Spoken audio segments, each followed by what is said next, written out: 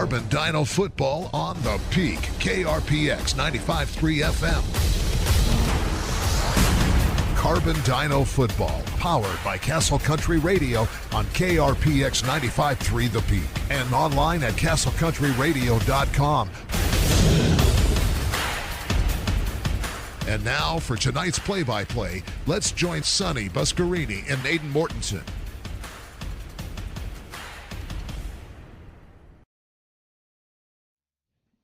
Good evening and welcome to Carbon Dino football here on 95.3 The Peak. This is where the Dinos play, and tonight we are on the road. We are at Grand County High School, Moab, Utah. It's the Carbon Dinos and the Grand Red Devils. Welcome everybody to the Sutherland's broadcast booth and the Landon's Diesel Service pregame show. And joining me in the booth once again, my friend, my partner for Carbon Sports, Aidan Mortensen. Aidan, pleasure to have you here once again for game number 2 for the Carbon Dinos as they look to go 2-0. Yeah, so it's always great to be up here with you in the booth, and a beautiful day here in Moab. A bit of a different heat than we're used to experiencing down in Carbon County, but just a beautiful day nonetheless. You can see the sun shining, clouds starting to roll in just in time for game time, Sonny, as these two teams look to take on each other in game number 2 of the 2025 season. Carbon looking to continue their winning ways, start the season off 2-0. Grand searching for their first win of the season, looking to bounce back from a 48-0 loss to North Sevier. Taking a look at the weather, as you said, 95 degrees here in Moab. The winds coming from the left side of the field to the right, so winds blowing moderate. It was really blowing strong, 15 minutes ago, but it's slowed down, thank goodness, because it's ready to blow everything away. So we have a hot evening here in Moab for high school football. The Carbon Dinos come in 1-0, as we said, 34-31 win over American Leadership Academy last week. And the Grand Red Devils come in with a 48-0 loss to North Sevier. So the Dinos 1-0 and Grand 0-1. Now, these two teams played last year at Carbon. The Dinos won 33-26, but as you said off the air, that game really doesn't matter because if you look at the rosters, they're completely different. Yeah, these are two entirely different squads. Yes. You see a few familiar faces on the field, your Trace Crespins, your Maddox Wilsons, but for the most part, completely revamped lineups for these two teams. So a lot of new faces for both sides of the field. Going to be an interesting matchup between these two. For Grand, though, the biggest question for them coming in is they have the youth movement in full effect. Only 3 seniors on the squad have recorded any yardage up front. They're led by veteran O-line talent Tyler Stopp. But outside of that, Sonny, you're looking at a roster full of freshmen and sophomores, underclassmen looking to take the way. And, it all starts up front leading the offense for the Red Devils. They've been playing a bit of quarterback by committee, but in that starting slot, Justin Kimmerly, the freshman quarterback, 44 pass yards the last game, but a pretty solid 68% completion record.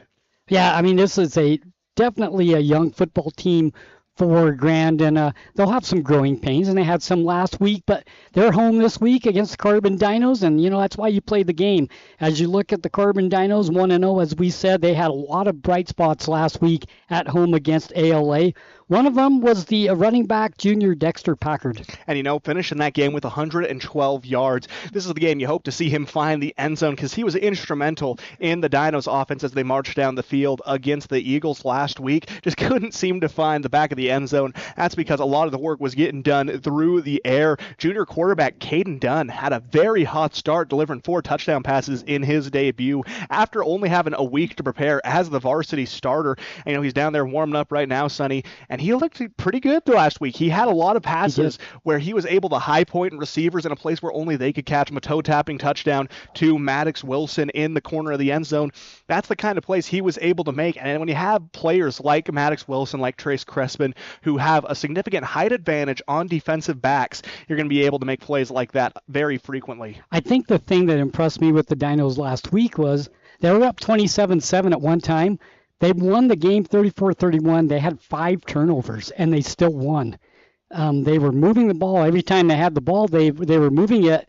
They stopped their drives themselves with turnovers, but still winning with 5 turnovers and scoring 34 points with 5 turnovers, I was impressed with that. Yeah, and the Dinos were able to battle through a lot of adversity last week. Like you said, those 5 turnovers were huge as ALA tried to make their comeback into that game. At one point, it looked like the Dinos were going to run away with that contest. Like you said, at one point, up 27-7, ALA able to battle back. But we saw a bend, don't break mentality from this Dinos defense that I know Coach Maurer is very happy to see, because in the game of football, sometimes that's what you have to embrace. You can bend, and then you get to the goal line, you got to hold still. And they were able to have a few of those key stops last week against ALA. Well, we talked about it with Coach Milovich in the interview after the game. Everybody had a part in the win. The defense did things they needed to do when they needed to do it. The offense, they did things when they needed to do something, they did it. They had the kicking game, the extra points. You kind of forget about those things. 34-31, ALA's going for 2, Carbon's kicking extra points. So every facet of the game had something to do with the Dinos winning last week. That was another thing that impressed me with this Carbon Dino team. You know, especially that special teams unit. They gave up a massive kick return at the opening of the game. Made it look like that was going to be a problem that carried over from last year. Special team struggles haunted the Dinos. But from there on out, they were very solid in that department. They were holding them near the 30 to the 20-yard line. They had even had a few stops within the 10. So they had a lot of transformation after that initial kickoff. And you can attribute a lot of that to nerves. I mean, it's the season opener. So a lot of these kids taking the varsity field for the first time, being able to step in like that, it's going to have a little nerves to it, but they were able to overcome that very quickly after that initial touchdown drive by ALA, recover well, and they put together a solid 4 quarters of football. And that's what you got to do, and that's something last year we spent a lot of time talking about across all sports. You can't play just a good 3 quarters. You can't play just a good 2 quarters. You have to play a good full game if you want to have a chance to win, especially with a gauntlet schedule like the Dinos face. Dinos on the road come out with their blue pants, white jerseys, blue numbers, white helmets, looking sharp tonight. Dinos 1-0. Grand 0-1. We are about 22 minutes away from kickoff here at Grand County High School. We'll take a break, and when we come back, we'll have an interview that we have for the pregame show tonight. Talk about that, Aiden. Coach Milovich was able to join the Sutherland's broadcast booth alongside Jordan and talk about last week's victory, as well as preview this week's matchup against the Grand Red Devils. Always good hearing from Coach, and that's what I love about Coach Milovich so much, is he is so willing to come and work with us. He's been nothing but great, and I'm very glad that Carbon has, and I'm sure the community is glad they have him. Yep, absolutely. We'll take a break. When we come back, more of the Landon's Diesel Service pregame show, Carbon Dino Football 95.3 The Peak, where the Dinos play. At Landon's Diesel, they understand the heartbeat of your diesel truck. Whether it's the rig that powers your livelihood or the everyday vehicle that drives your life, the trained technicians at Landon's Diesel are here to keep you rolling. Plus, with 24-hour towing service, support's just a call away, anytime, day or night. Drive into Landon's Diesel for expert care tailored to you and your truck, because when your diesel needs expertise, Landon's Diesel is always here. At A Perfect Smile, they specialize in transforming your smile with precision and care. From porcelain veneers and dental implants to orthodontics, crowns, and bridges, their expertise covers every aspect of general and cosmetic dentistry. Dr. Jackson and his team are here to address even the most challenging dental concerns, helping you achieve a smile you'll love. Ready for a smile makeover? Call A Perfect Smile today, 637-2100, to schedule an appointment. Looking for the perfect mattress? We've got you covered. At Bill's Home Furnishings, we have the largest selection of mattresses in eastern Utah, including the highly rated Serta Perfect Sleeper. And when it comes to price, we're competitive with anywhere in the state. But we're more than just mattresses. From quality furniture and home accessories to reliable appliances, we've got everything you need to make your house a home. Stop by Bill's Home Furnishings today, where selection, savings, and service meet. Right here in eastern Utah.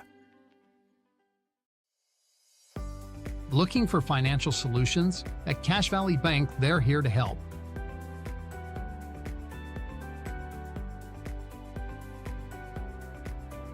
Whether you need commercial loans, mortgages, or expert financial advising, they've got you covered. Visit them today on the corner of First West and Main Street.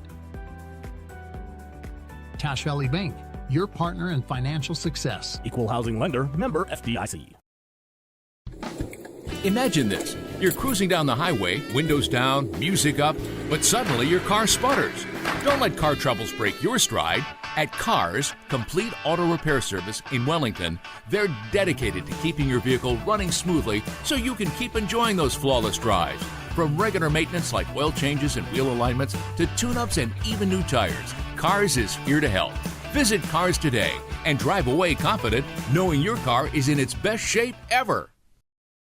At Landon's Diesel, they understand the heartbeat of your diesel truck.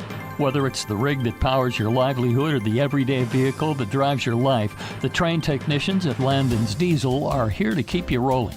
Plus, with 24-hour towing service, support's just a call away, anytime, day or night. Drive into Landon's Diesel for expert care tailored to you and your truck, because when your diesel needs expertise, Landon's Diesel is always here.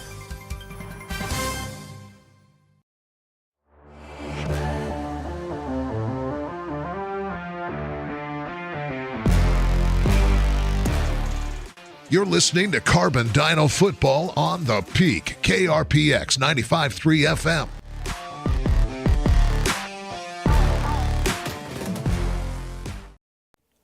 Back on with us today, we have Carbon High School football coach Nick Milovich. Coach, always great to get you on. I appreciate you taking out the time again today. Always. Thanks, Jordan, for having me. You bet, Coach. Congratulations on picking up a win in your very first outing. I know that it was a thriller. I think we could have expected that with American leadership based off of the way last season went. But 34-31, you guys pick up a win and overcome kind of a heavy storm from ALA late in this game. Absolutely, and I think I lost what remaining hair I do have. So it was pretty awesome, just the grit and resiliency that we showed. These kids are special, and I just want everyone to know that in the community, that it's not same old, and they found a way to grit it through and be able to wake up when really needed. And I was just super proud of them, the way they fought back. That was going to be my question. When it's 27-7, do you feel as if the kids got complacent at that particular time? I think we were excited, and that we were going to run with it. We got to find out. We got to find ourselves at halftime. Seems like usually, just historically, we come out flat after halftime, and that was the big thing. And we just got to find momentum and find that grit. And I think all the adrenaline wore off after that. And to answer your question, yeah, I think we let off the gas just a little bit, but regained it. That holy cow, these guys aren't giving up. So we had to kick it back in gear a little bit. Turns out to be one of the biggest plays of the game. Late in the fourth quarter, Caden Dunn finds Tager Timothy a 25-yard touchdown pass that ultimately sealed the deal in that game. And Coach, you and I were talking a bit off of the cuff, and for those who don't know, Tager was not 100% as he popped in that touchdown.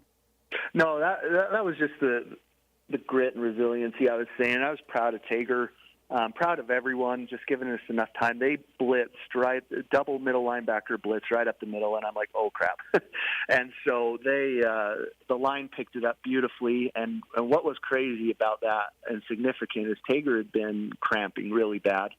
The defensive on our defense before that, and I just asked him, you got to go for me, and he answered the call, and Caden found him on a beautiful cross route, and he was able to find that corner and really just seal the game for us.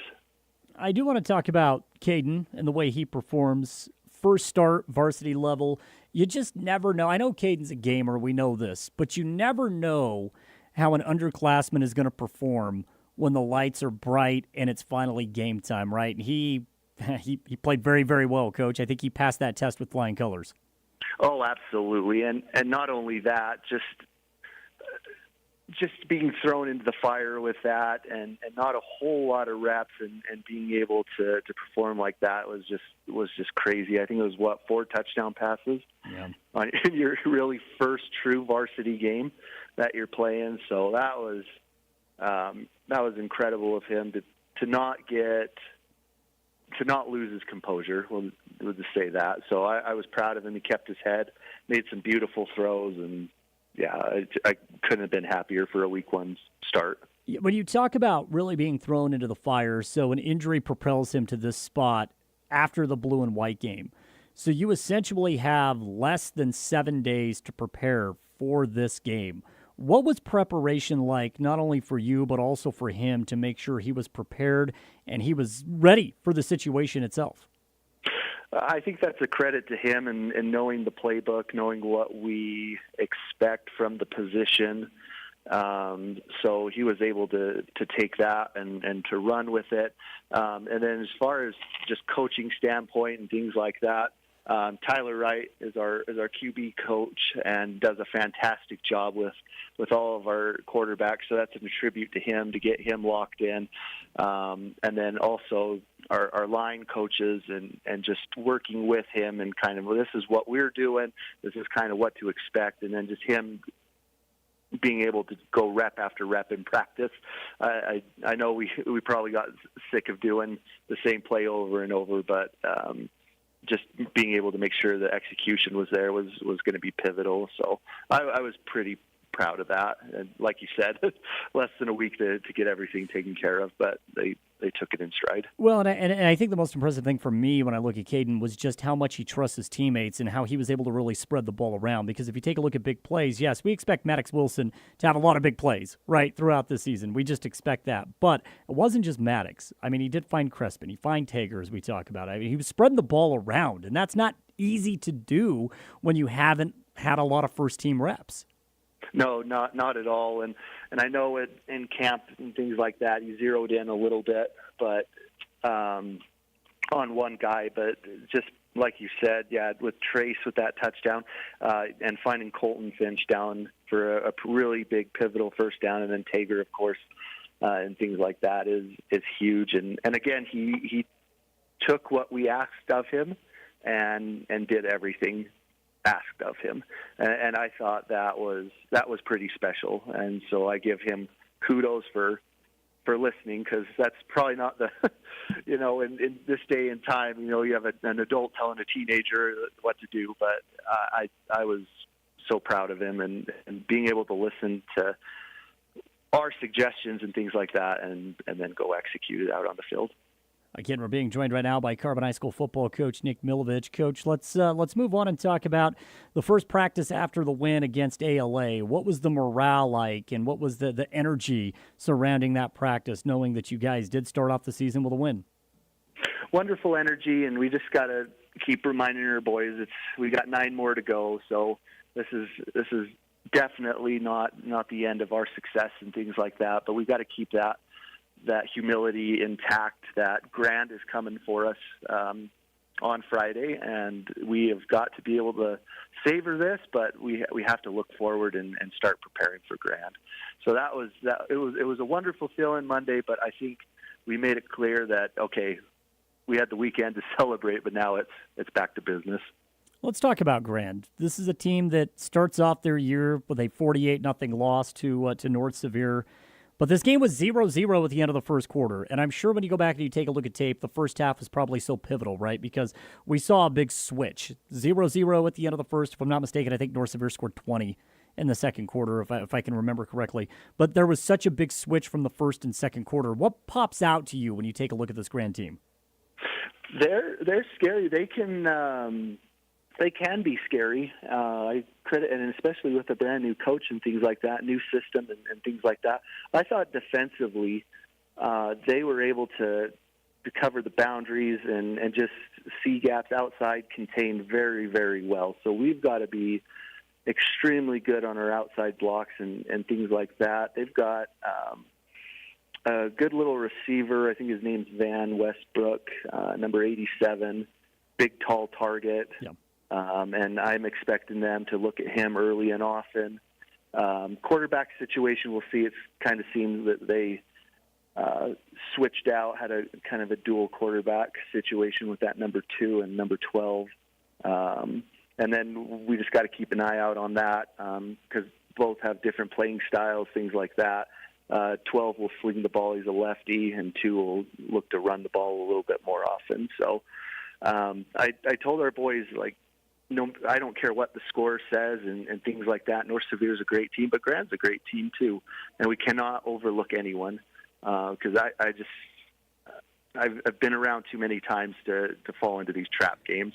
and we got to look at it as that, as they're ready to come and they're at home and they want to show out for their fans as well. So we got to be ready. Yeah, no doubt. I mean, it's a week-to-week league, I think, specifically when you start off a new season, right? Because you look at Grand, they throw 31 passes. I don't know if that's necessarily what they want to do, but when you're behind 3-4 scores and you feel like you still have a chance, obviously you change things up a little bit. Plus, you alluded to the fact that you got to go to Moab, right? You got to go to Grand. So this is the first road tilt for this team, which is different. It's just different in itself. Right, absolutely. So I'm sure they're getting ready as we speak, and they've watched our film. We've watched their film, so I'm excited to get going tomorrow. I do want to get your perspective, Coach, on the defensive performance. We did talk a little bit about that last time we had you in studio. We were talking about, Coach Maurer and kind of playing this aggressive style defense. We kind of talked about the offense, the things you liked. What did you see defensively against ALA that you liked that you will look to implement even again against Grand? Things that you can kind of build off of. Yeah, absolutely. Huge defensive stops when we needed it. Huge QB pressures when we needed it. I loved that we took away the air raid from an air raid team. We tightened we found little tweaks here and there that we definitely will make in terms of inside run game. So that hopefully that never happens again. So we're going to implement that. One thing we did pick up on is they like to run option a lot, so we've been working on option with Grand, and so we'll be expecting that from them. But from what I'm sure they'll see on the film, they'll try to pound the inside with the football and things like that. So we've made those adjustments to hopefully take that away and make them throw the ball. Coach, it's always a pleasure to get you on. I always look forward to the conversations. Best of luck on the road against Grand tomorrow, and I can't wait to chat next week. Absolutely. Thanks, Jordan, for having me. At Landon's Diesel, they understand the heartbeat of your diesel truck. Whether it's the rig that powers your livelihood or the everyday vehicle that drives your life, the trained technicians at Landon's Diesel are here to keep you rolling. Plus, with 24-hour towing service, support's just a call away, anytime, day or night. Drive into Landon's Diesel for expert care tailored to you and your truck. Because when your diesel needs expertise, Landon's Diesel is always here.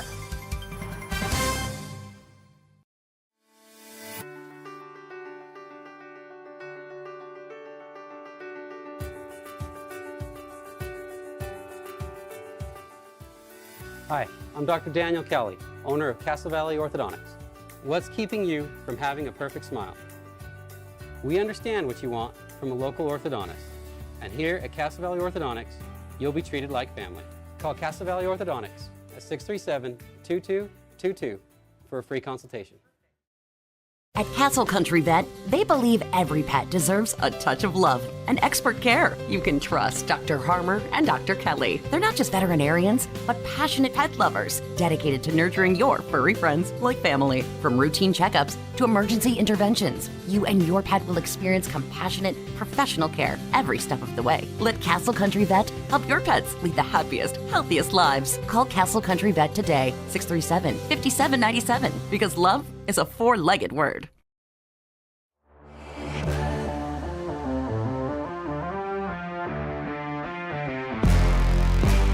I'm Will Hinckley, number 66. I'm Cole Hinckley, number 72, and you're listening to 95.3 The Peak, where the Dinos play. Welcome back, Landon's Diesel Service pregame show. Great interview Jordan did with Coach Milovich. It's the Dinos and the Red Devils here at Moab on the campus of Grand County High School. The coin toss just happened. The Dinos won the toss. They deferred. So the Red Devils will get the ball. They will go right to left on your radio dial. There were the solid red uniforms. As we said, Dinos on the road with the blue pants, the white jerseys, blue numbers, white helmets. We are just moments away from kickoff. Now, what would you like to see tonight to get this game going for the Carbon Dinos? Well, Sonny, I think it's a battle of the first-year head coaches tonight. Nick Milovich, of course, his first year. Also for Grand, Keith Hill, his first year with the reins. For the Dinos, I'm wanting to see them keep care of the ball. I want to see them limit those turnovers and really keep things at a safe level for themselves, because you can't afford to turn over the ball 5 times each week. We'll take a quick break, and when we come back, we'll have more of the Landis Diesel Service pregame show. At Clean Cut Roofing and Siding, they believe every home deserves to look its best. Since 2003, Clean Cut Roofing and Siding has been transforming homes and businesses with precision and care, ensuring your peace of mind with every shingle and siding panel installed. Whether you're updating an old look, repairing storm damage, or bringing life back to your storefront, trust them to handle every detail. Visit cleancutroofingsiding.com to schedule your free consultation. Clean Cut Roofing and Siding, where quality meets craftsmanship.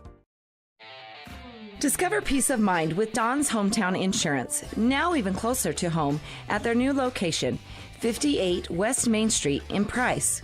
Connect directly with friendly agents ready to tailor a package just for you. Imagine bundling your home, auto, and life insurance, simplifying your life while maximizing your savings. Experience personalized service designed to protect what matters most to you. Visit Don's Hometown Insurance today and feel the difference. Show your school spirit and support local high schools with the new Eastern Utah Community Credit Union debit and credit cards. Featuring designs for Carbon, Emory, and Grand High School, these cards let you carry a piece of your school's pride wherever you go. Plus, to make purchasing easier, Eastern Utah Community Credit Union has added the convenience of tap-to-pay and compatibility with major mobile wallets. Pick up your school spirit card today at any of the Eastern Utah Community Credit Union branches. Hey there, food lovers. It's Bill Hicks from Farlano's Cafe, your new favorite spot for breakfast, lunch, and dinner.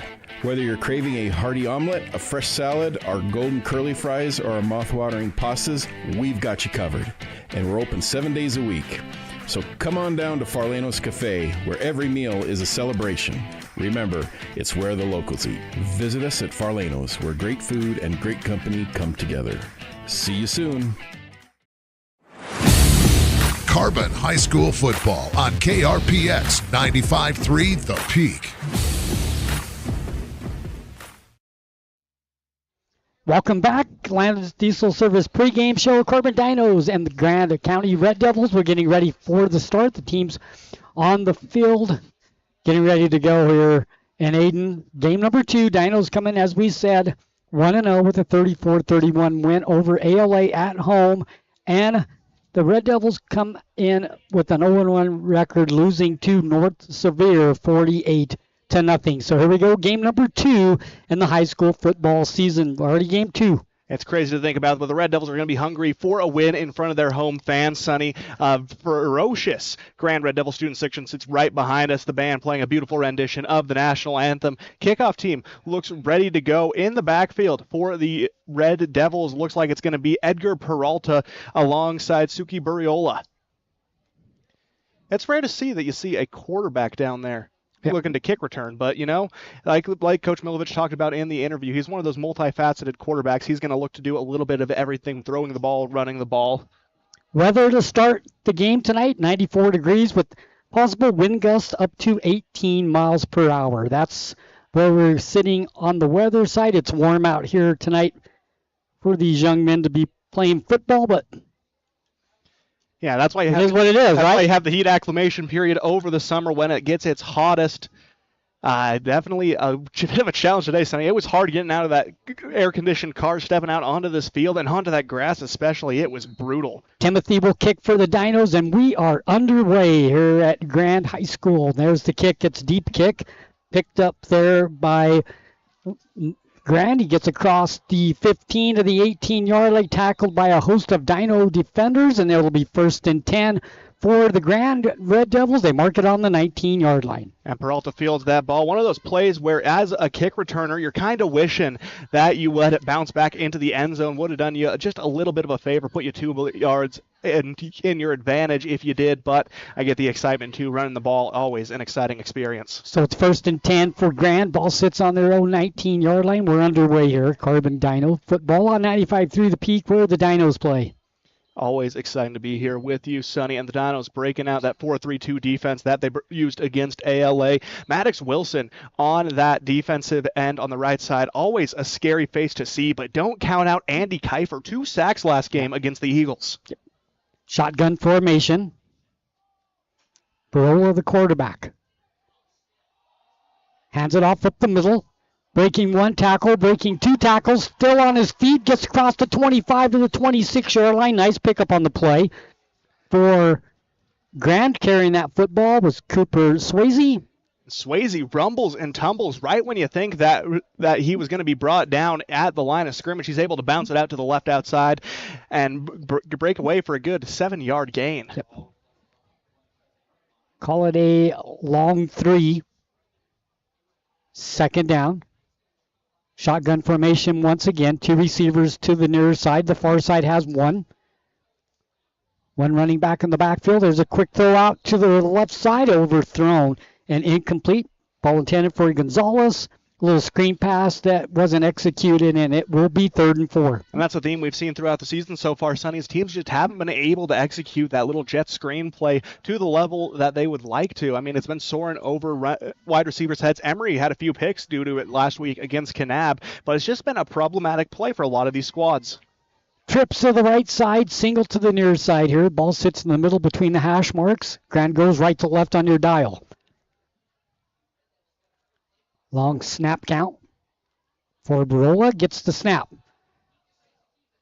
Going to keep it to the left side and picks up nothing. In fact, he lost 2 yards. Going to be 4th down and 5.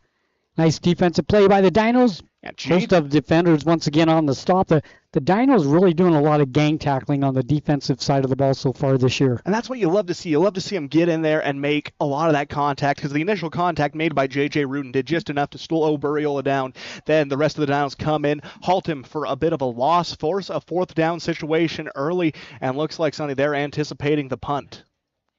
And who wouldn't? I mean, you're sitting up on your own 25-yard line. You're kind of expecting them to kick it. They're in the shotgun formation. 1 running back in the backfield, 4th down. They're going to quick kick it. It bounces at the 50, goes over to the 40-yard line, picked up there by the Dinos at the 40, 45. Flag comes in. This play will come back, I'm pretty sure, up to the 40, 35-yard line of Graham. We got a flag back at the 48-yard line. And that's a shame, because Nichols broke about 3 or 4 tackles on his way to about a 30-yard return. He was rolling and rocking down the field. Just a shame that yellow piece of fabric had to fly out on that for the Dinos. First penalty of the ball game. Think so. They're calling a personal foul on that one against the Dinos. That's going to set them back 15 yards. Definitely not the kind of start you want, but with a potent Dinos offense, we've seen it before. They need to get going on this first down play. That's when they see the most success and those prolonged offensive drives. Ball goes back to the 33-yard line, so the Dinos will have their first possession, 1st and 10 on their own 33. So still not the worst field position you could have after that, but definitely when you're looking to set up on the opponent's 30 rather than your own, you take the latter rather than the former. 1st down 10, junior quarterback Caden Dunn. Shotgun formation, 2 receivers to the right side, 3 to the left.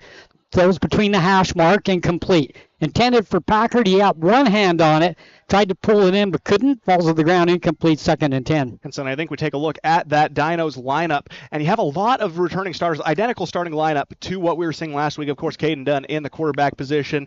Out on the outside, Trace Crespin, Colton Finch, Maddox Wilson, and Tager Timothy. You see Dexter Packard in the running back slot, and then, of course, you got the big uglies up front. Andy Kiefer, Ben Stewart, Will Hinckley, J.J. Rudin, and Cole Hinckley. A very veteran group up front for the Carbon offensive line. 2nd and 10 for the Dinos. They come to the line of scrimmage once again. Ball sits in the middle. Between the hash marks, they go left to right on your dial. Shotgun formation. Done with the quick pitch to Packard over the right side. Has running room. Across the 40, 45, 46, 47-yard line. Moves that pile. It's going to be enough for a 1st down after a 14-yard pickup by Packard. Move the chains, 1st down, Dinos. And that's what I love about Dexter Packard. He's agile enough where he can make a move left or right, but when he sees someone in front of him, he is not shying away from any contact. You watched him drop his shoulder after the spin move to break inside, get that little extra push for the last 4 yards of that gain, and the Dinos really clicking in the offensive run game early. Nice seal on that offensive line to get Packard outside. Pick up the nice 14-yard gain. 2 receivers go to the left side, 1 to the right. 1 running back stands on the left side of Dunn. Ball sits on the 46-yard line, 1st down and 10. 9:32 left to play 1st quarter. Here's a reverse. Going around the left side to Timothy. He has running room. 45-40, 35-30, 25-20, 15, 10, 5, touchdown, Carbon. Do we have any flags? I don't believe we do. Touchdown, Carbon. 52-yard run by Timothy, and the Dinos are on the board. My goodness, that reverse has seen a lot of success for the Dinos. Normally you see teams break that out once or twice a game, try and catch a defense off guard, but the Dinos are able to run it so effectively that it is such a crucial part of their arsenal. You look at that seal that Andy Kiefer and Ben Stewart are able to create on the left side, allowing Timothy to go around untouched, and then he just has a few safeties to beat, and he is on his way to the promised land. And he'll try to finish the 7th point off as Timothy will attempt the extra point. Done to hold for the Carbon Dinos, 6-0. Snap the set. Kick is up. The kick is a line drive kick, and it is good, and it's 7-0 Carbon. And talk about a do-it-all drive for Tager Timothy. Not only does he score on the 52-yard touchdown, but he is able to kick the extra point for himself as well, putting all 7 points on the board for the Dinos. 3 plays and a quick touchdown for Carbon. So the Dinos quickly score on their first offensive possession. 9:18 left to play in the first quarter. 7-0 Dinos when we come back. I was hoping to talk to someone about updating my insurance policy. I am able to understand complete sentences. That was a complete sentence? I didn't understand that. Why can't I just talk to a person? No one talks to humans anymore. Sometimes humans are just more helpful. I hear you. Why don't we review your coverage with a super check? Farm Bureau Financial Services. It's your future. Let's protect it. Contact Farm Bureau agent Jill Jensen in Price today.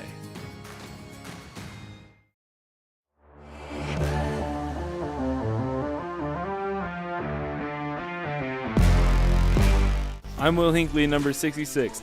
I'm Cole Hinckley, number 72, and you're listening to 95.3 The Peak, where the Dinos play.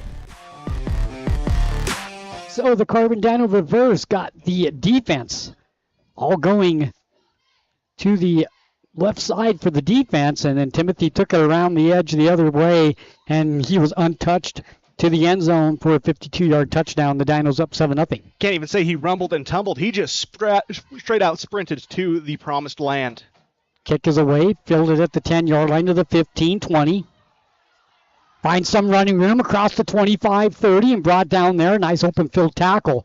That was a saving tackle for the Dinos, or he still would have been running. Yeah, Trace Crespin diving like his life depended on it, and in the moment, it definitely felt like it did. Able to stop the return at the 30-yard line, so a much better start in terms of field position for Grand this go-around, but the Dinos defense held strong last time. A lot of pressure being brought up the middle. Those big men up front are doing an excellent job. You look at the likes of Maddox Wilson, J.J. Rudin, unstoppable on the right side of the field. Andy Kiefer on the left defensive end side. Of course, Alan Bueno, man in that defensive tackle slot. Just a stout front four for Carbon. So the nice run by Peralta gives them a good field position. Ball sitting on the 30-yard line. First down and 10. Shotgun formation once again for Grant. Quarterback's going to take it to the left side. There's nowhere to go. Nice defensive play. Maybe back to the line of scrimmage. Wilson comes up to make the stop for the Dinos. Second down and 10. Quarterback keeper by Barola, nothing doing. And you got to give a lot of credit on that play, Sonny. Two of those outside players, Daxton Maurer in the linebacker slot and Trace Crespin as the corner. They were able to occupy blockers as Wilson came from behind for the chase down tackle. A great team effort from Carbon. That's what's really exemplified their defense over these first two games. You hardly ever see here in the first game and early in this game one man making a tackle.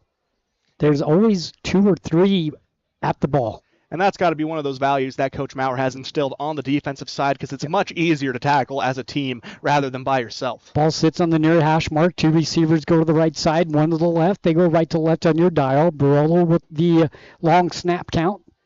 About 5 yards back.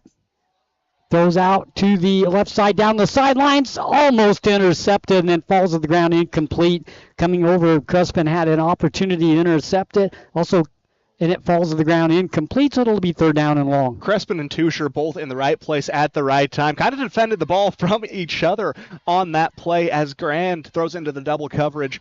The Dinos defense has looked stellar to open this game, Sonny. A big third down stop here coming up. I don't think they knew that they were both there at the ball. In the moment, it would have been an interception. In the moment, you're both high pointing that ball. You're tracking it, not tracking your teammate. Yep. Third down, we'll call out a long 9 for Grant. 3 receivers go to the right side. Shotgun formation, 1 to the left near side here. Ball on the ground on the snap. Falling on it quickly is Barola, and it'll be 4th down and long for Grant, and it looks like they will have to kick the ball away again with 7:58 and running left to play first quarter, and the Dinos lead 7-0. And if you're Barola, you got to be glad that they turn on to a fumble that you were able to dive on, because Maddox Wilson was coming around that right edge angry. He was untouched, and he was coming in for the kill. A great job by the Dinos defense. That weren't able to recover the fumble, but they're forcing the quick punt again more than likely. Senior Jordan Nichols back to receive the kick. He stands on the 47-yard line. Long snap count once again. He'll kick it away. A little quick kick type of thing. Fielded there at the 50. 45. Here comes Nichols down the sidelines. 40, 35-yard line. Knocked out of bounds. 1st and 10 for the Dinos. Good field position for Dinos on their second offensive set of the game. They lead 7-0 with 7:22 left to play in the first quarter. And that's what's impressed me about these kickoff or these punt returns is Nichols. Now, you never quite know when that ball's coming your way on those quick kicks, but he's done a good job tracking it, and he's come off with some pretty great returns over the course of this game. Over the 2 kicks he has been able to return for Carbon, and this one luckily not getting called back by a penalty. 1st down, 10 for the Dinos. Ball sits on the near hash mark. Trips go to the left side, the far side. 2 receivers to the right side. Man comes in motion. That's Packer. He'll fake it to him. Dunn keeps it himself. He has running room. More than 10 yards. Then he's tackled, but not before he picks up 14. Move the chains in the 1st down for the Dinos. A great nice play that time by Dunn. He made the read. He's seen the opening, kept it himself. Picks up a nice 14-yard gain. You know, that is when you run the read option, that's exactly what you want to see. You see the run option completely smothered by the Red Devils front 4. Dunn, recognizing this, sprints the other direction, picks up that gain of 14, sets him up with another 1st down. Brown up to make the stop. It'll be 1st down and 10 for the Carbon Dino. Shotgun once again. Dunn in the backfield by himself. We have a whistle. Player down on the field for the Red Devils. Going to call a quick injury time out here as the officials and training staff come out to check out that injury on the field. 6:55 left to play first quarter. Dinos knocking on the door. They lead 7-0. The more things change, the more they stay the same. Yes, Mr. Automotive has a new building in Huntington. But that just means the services they offer just got better. Detailing and mechanic work are being added to the already great service Mr. Automotive had already offered. And all deals are still done with the owner at the lowest prices possible. New building, same best prices, and more auto services. Go to MrAutomotiveSales.com or stop by the dealership, 21 South Main, Huntington. Mr. Automotive, the best for less. Imagine a smooth, hassle-free journey to the front door of your new home with the Driggs Mortgage Team guiding you every step of the way. Hi, this is Greg Driggs. Our seasoned experts understand the ins and outs of home financing and refinancing. Come visit us at our new permanent address, 8 East Main in Price, where we plan to be a staple for years to come. Start your journey today. Call 801-427-3577. The Driggs Mortgage Team, NMLS number 272076, Equal Housing Opportunity. Driggs Mortgage Team is a DBA of Premier Mortgage Resources, LLC, NMLS 1169. At Oliver Law, we specialize in criminal defense and DUI. Everyone needs to know their rights. Let us guide you through the criminal justice minefield. At Oliver Law, we still believe in innocent until proven guilty.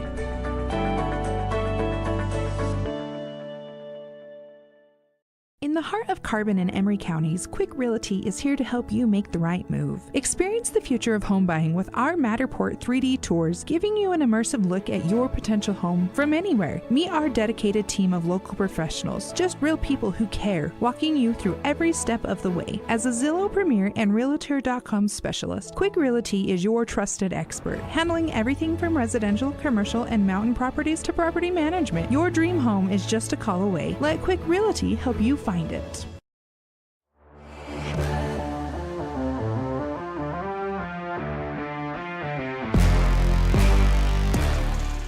You're listening to Carbon Dino Football on the Peak, KRPX 95.3 FM.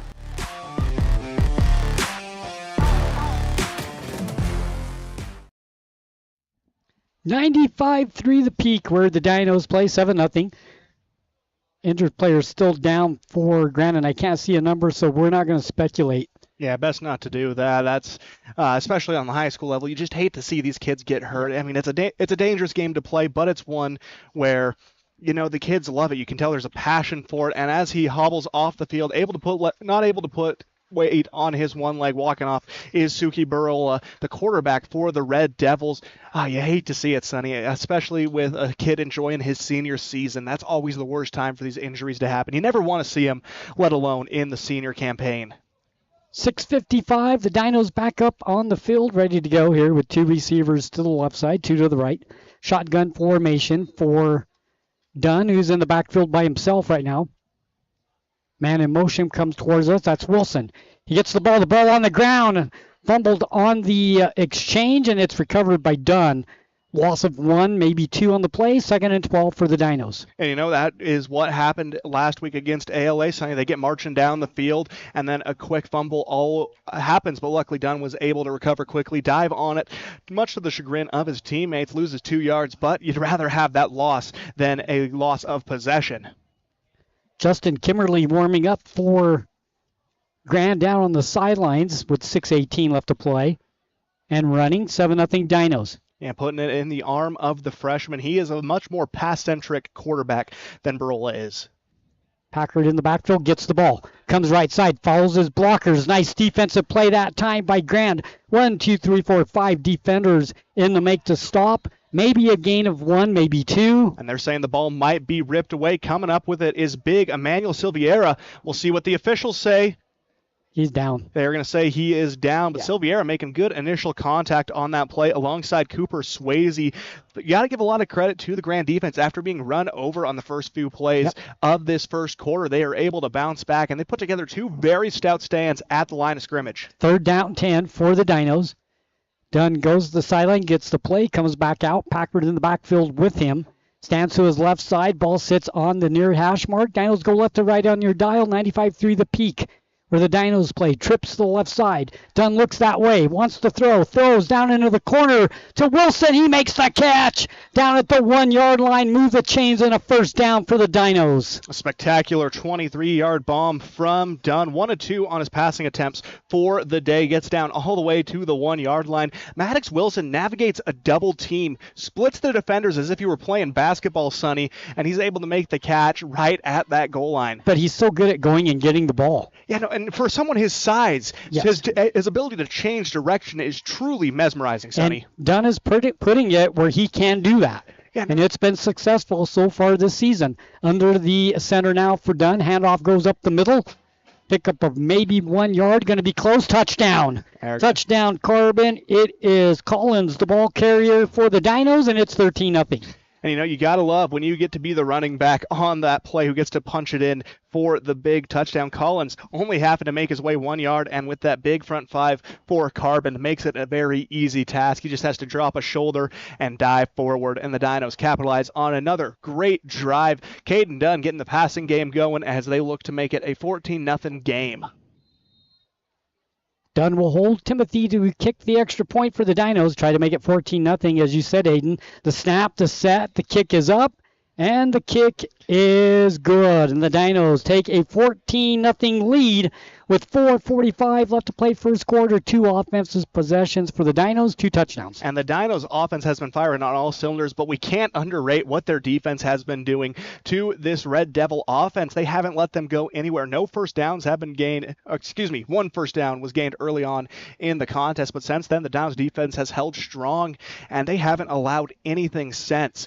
That's where I'm seeing a lot of improvement. And then, of course, he had the near fumble there by Dunn, but he made you can see the growth from week 1 to week 2. Dives on it quickly, doesn't turn the ball over. That's what you want to see if you're Coach Milovich on the offensive side of things. You want to see that week-to-week improvement, especially when it comes to taking care of the ball. And even if it does get knocked out, you want to see the players diving for it as quickly as Dunn did. 4:45 left first quarter. Dinos 14, Grand County nothing. We'll have some scores from around the state as well as the night goes along. Aiden does a great job keeping us updated with the scores from around the state. I got one for you right now. That is the most anticipated game in the state. Beaver and San Juan. San Juan up 14-0, 7:42 left in the first. They're a juggernaut down there in Blanding. Always good. Kick, fumbled, picked up at the 10-yard line, 15.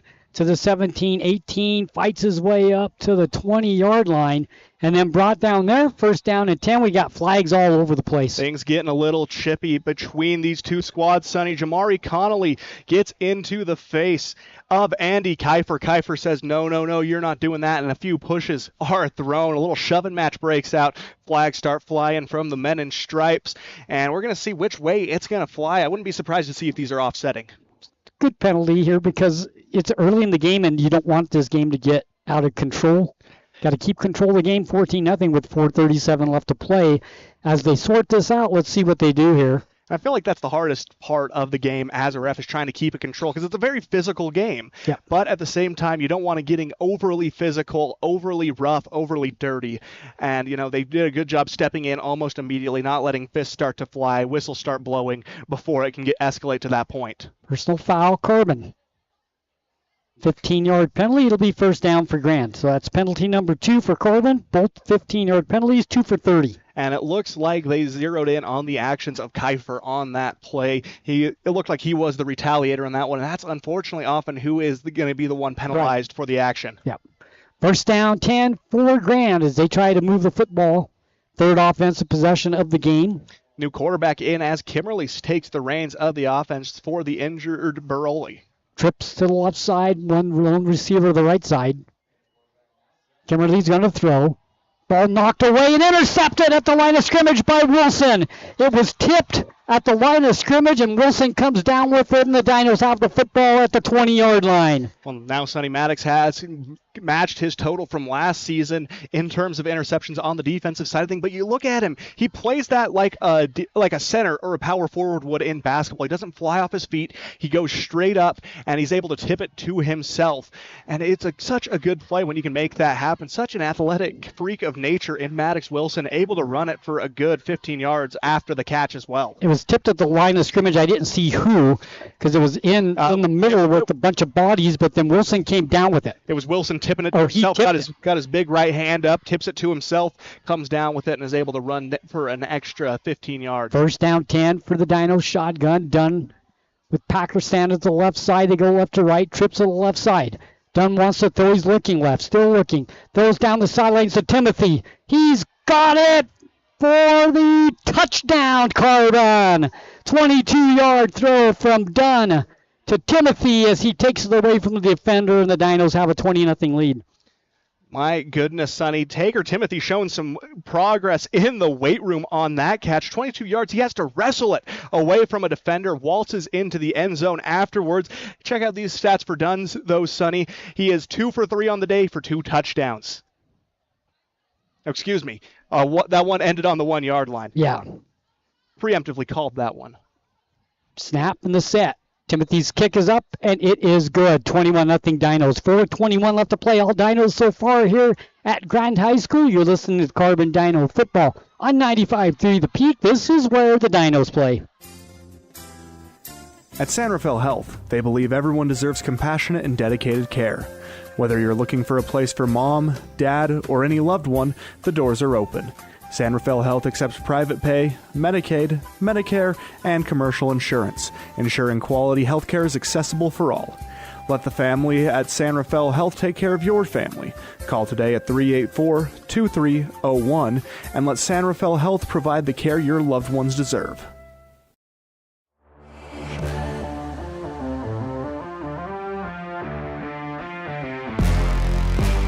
I'm Will Hinckley, number 66. I'm Cole Hinckley, number 72, and you're listening to 95.3 The Peak, where the Dinos play. The hot weather here in Moab has not cooled down the Carbon Dinos. The defense making plays, the offense making plays. 21-0 Dinos with the lead here in the first quarter with 4:21 left to play. Timothy's kick is short this time. Will carry to the 20-yard line, ball on the ground, and then falling on there, and Grand will start 1st and 10 at the 20-yard line. Hickman tried to make the catch, couldn't make it. The ball did not bounce. It just died right there. They fall on it. First down for Grand on the 20-yard line. They got to get something going here, or this game's going to get out of control. It's 21-0 Carbon. Sonny, if you're the Red Devils right now, you're in panic mode. You need to move the ball down the field. You can't have any turnovers like you did last time, and you can't have a drive stall out early like you saw on their last drive.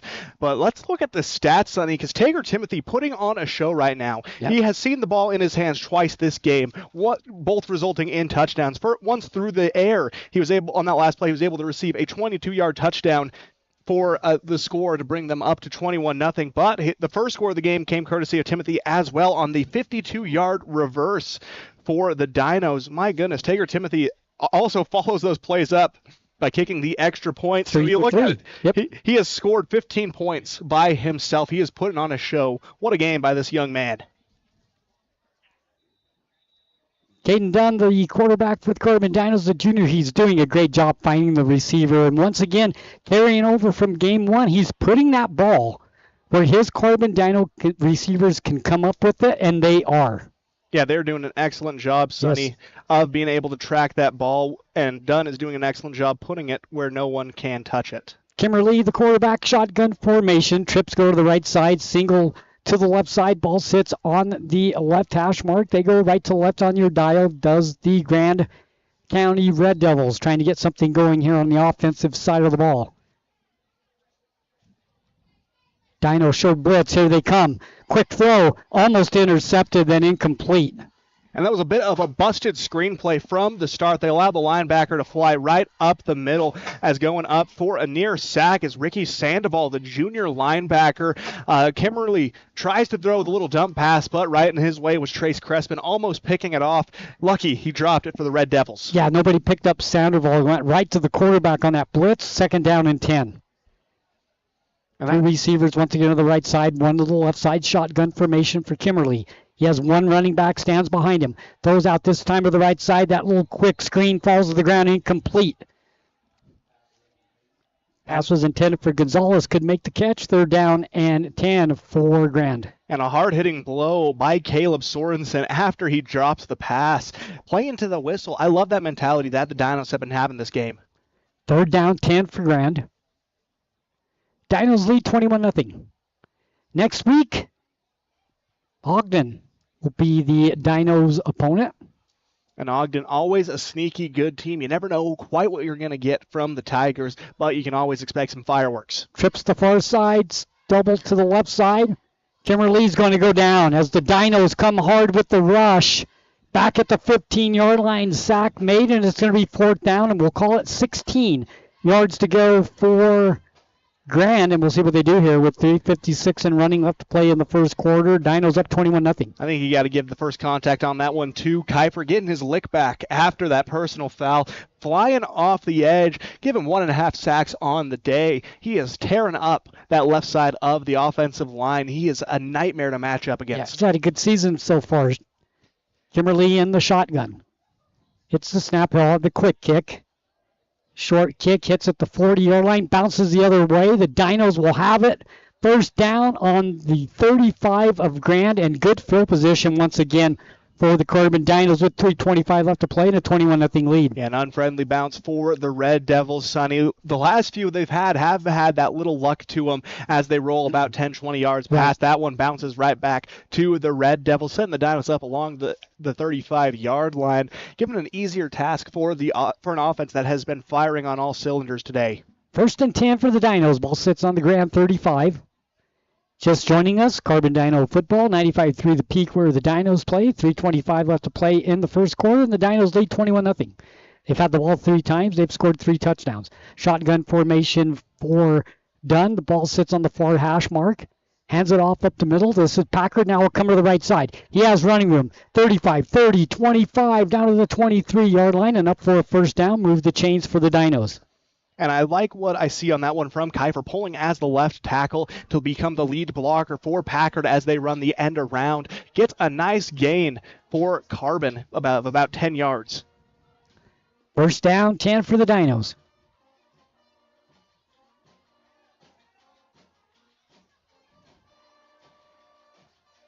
And they're taking their time to try and get that play in. Normally you see a lot of different approaches for these sideline play delivery. Some coaches use signs, others send a wide receiver and have a rotating core there. Others have their quarterback run in and out, and that's exactly what Coach Milovich has done doing. Shotgun, Packer to the left side. Quick pitch goes to Packer, goes that way. Gets to the 20, across the 15, gets to the corner to the 10, inside the 10, and a nice tackle coming up to make the play, but not before the Dinos move the chains once again. Coming up to make that play with Swayze for Grand, but it's a first down for the Dinos, first down number 5 for Carbon. And a nice 15-yard gain by Packard. You're really hoping on this drive that this is going to be the one where he's going to be able to punch it into the end zone for the first time. Like we talked about pregame, Sonny, 112 yards in his debut as a varsity starter. Just wasn't able to find the back of the end zone, and he's looking for it today. He looks hungry as can be as he goes rolling and tumbling down the field. First and goal for the Dinos, just inside the 10.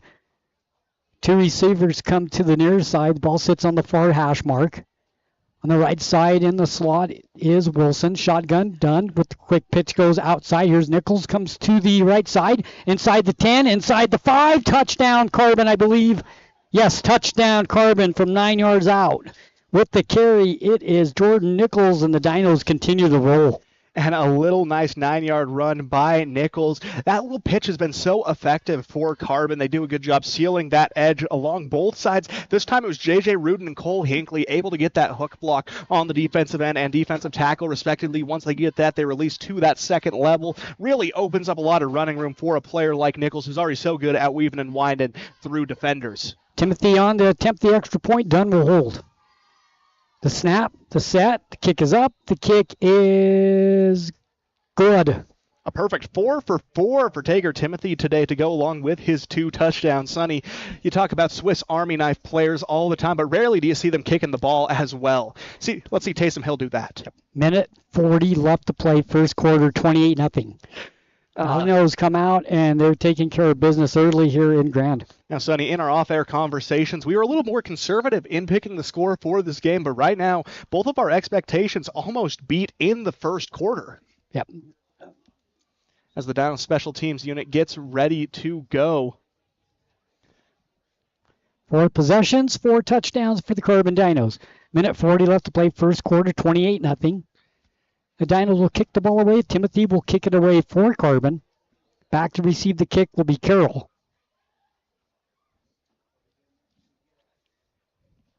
And Peralta back to receive the kick for Grand.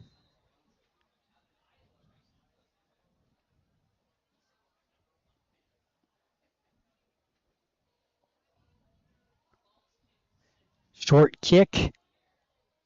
Fielded at the 10-yard line, 15. 20, 25 brought down there. Nice tackle by the Dinos coming up to make that stop. Ricky Sandoval, and it'll be first and 10 for Grand, and they will start on their own 25-yard line with a minute 35 left to play in the first quarter, trailing 28-0. And Sandoval flies in like a homing missile. He locks in on that ball carrier, and if he gets there, by golly, you better brace for impact because he comes in with a fire and a fury you see from very few players. But making the play, trying to reverse that field, was Edgar Peralta. He does a good job going east and west. You just want to see a little more north-south action from him. First and 10 for Grand.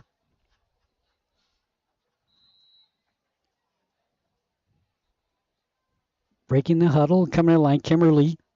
Quarterback in the shotgun formation. 2 receivers to the right side, 1 to the left. They go right to left. 1 running back stands behind him. He'll get the ball. Fakes it, gives it to him. Across the 25 to the 26-yard line and a pickup of maybe a yard. Yeah, Peralta just swallowed up. Excuse me, not Peralta. That's Cooper Swayze. Swallowed up by a wall of Dinos defenders almost immediately after receiving it. Grand switching back to more of that shotgun pistol look that we were more expecting coming into this contest. We saw a lot of empty when Kimberly first came into the game, and when it was Barola, we saw a lot more of the option running type plays, but now back to what we kind of expected from them according to film. Minute left to play in the first quarter. Shotgun once again. Man in motion goes away from us. They give it to the man in motion. Little jet sweep going over the right side. It's Carroll, and he doesn't pick up anything. Maybe a loss of a yard, maybe? Let's see what they mark it. Yeah, it looks like no gains, going to be 3rd down and 10. And they're not going to give him anything on that one. Coming up for the big stop around the outside edge, Caleb Sorensen flies in from the defensive back position, halts any progress Carroll was looking to make. Down to 26 seconds in the quarter, the clock running.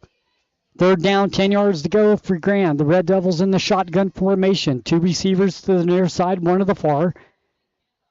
Fakes the handoff, throws it out into the flat, incomplete. Had a receiver there, it was Brown, but he couldn't get him the ball as he was running out of the pocket because of pressure being put on by Wilson. Falls to the ground, incomplete, 4th down and 10 for Grand. And you look at the size difference between Maddox Wilson and Kimberly. Kimberly, only a freshman, taking on a lot of responsibility taken into this varsity quarterback role. But Wilson stands a good head taller, and I'd guess probably a good 60 pounds heavier as he chases him down. That's a terrifying sight for anyone, let alone a freshman.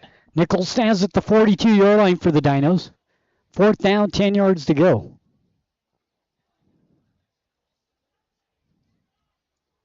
Long snap count for Grand.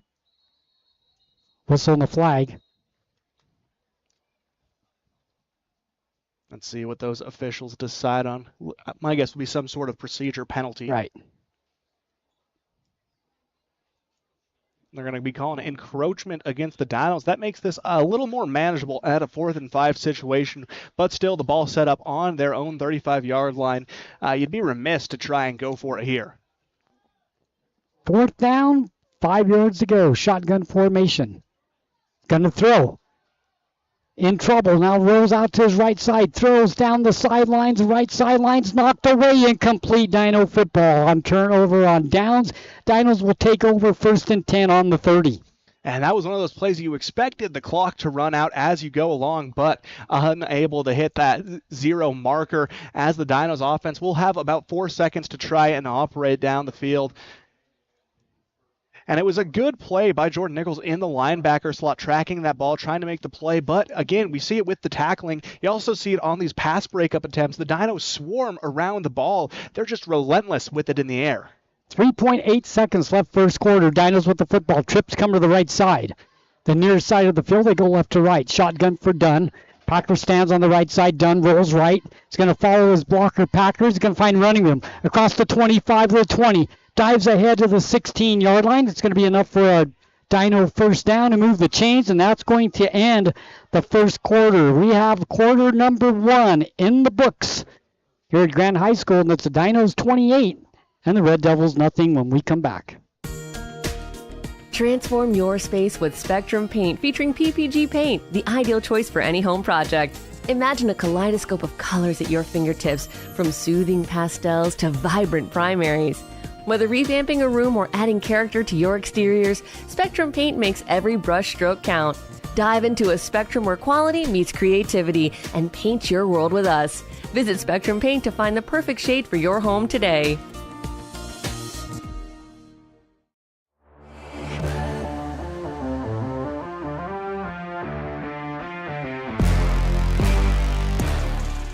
You're listening to Carbon Dino Football on the Peak, KRPX 95.3 FM.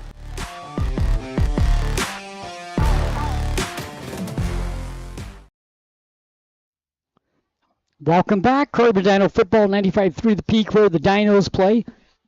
Carbon Dinos up 28-0. And the Dinos just dominant as they go into that first quarter. Exactly the kind of play you'd love to see from Coach Milovich's squad, Sonny. Well, let's go to some scores from around the state. Aiden, here on a Friday night, high school football night.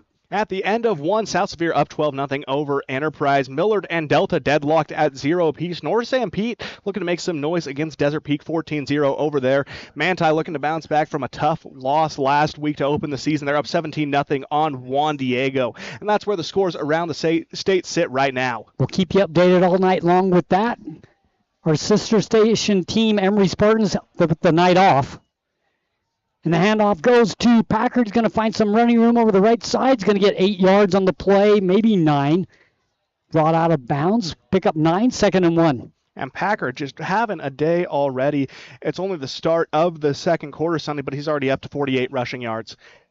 when he gets the ball in his hands, it's like he just sees the field differently than other players. He's able to navigate so efficiently, following blockers. And what I like most about him is he keeps a hand on the back of one lineman, and when he's ready to make that burst of speed, pushes him forward and follows right along with him. Mark the ball in the 11, so it'll be 2nd down and 2.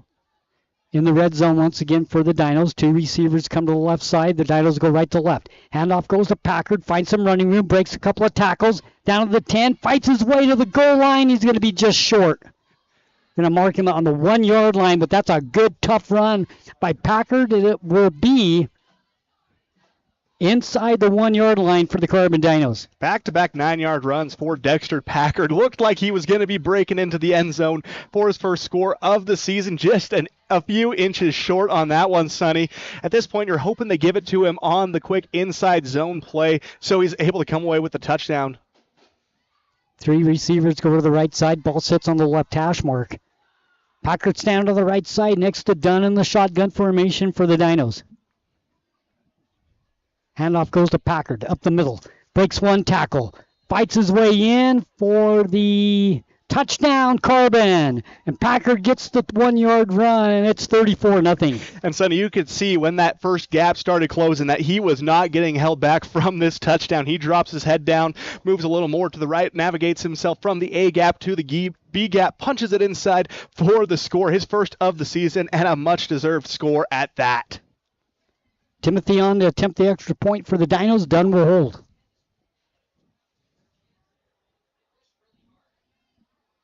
Kick is down. The kick is up.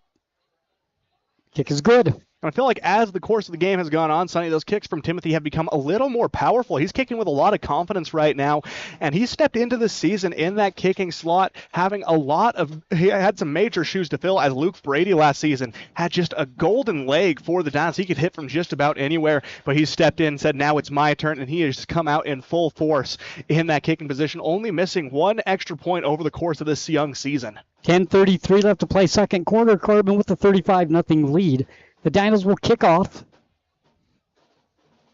And Sonny, it's beautiful that we have this game up and on the air, not only on 95.3 The Peak and the Castle Country Radio app, but also up online on YouTube at Castle Country Radio Carbon, as well as the KSL Sports app. So many ways you can follow along with the Dinos this season, Sonny, and I'm glad that we're able to bring it to them. Dinos win last week 34-31, come in 1-0. Tonight so far up 35-0. They've eclipsed that total that they saw last week in just the first half of play, Sonny. We're in for a rout. The Dinos just need to keep playing that strong, consistent football. Timothy will kick it off for the Carbon Dinos.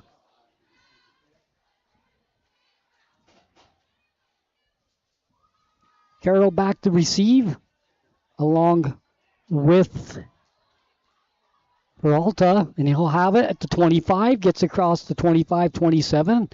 First down and 10 for Grand there. They will start 1st and 10 with 10:27 left to play in the first half, try to get something going on the offensive side. And what I like most about watching Peralta on those returns is he is someone who will not be held back. He gets ahead of steam going, and he is not afraid of any defender. He's going to drop his shoulder and try and run you over on his way down. We saw him break one tackle on that return as he sets up the Red Devils at about the 28-yard line.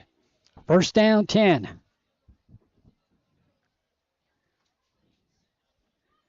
Line of scrimmage they come, sends trips to the left side, one single receiver to the right. They go left to right.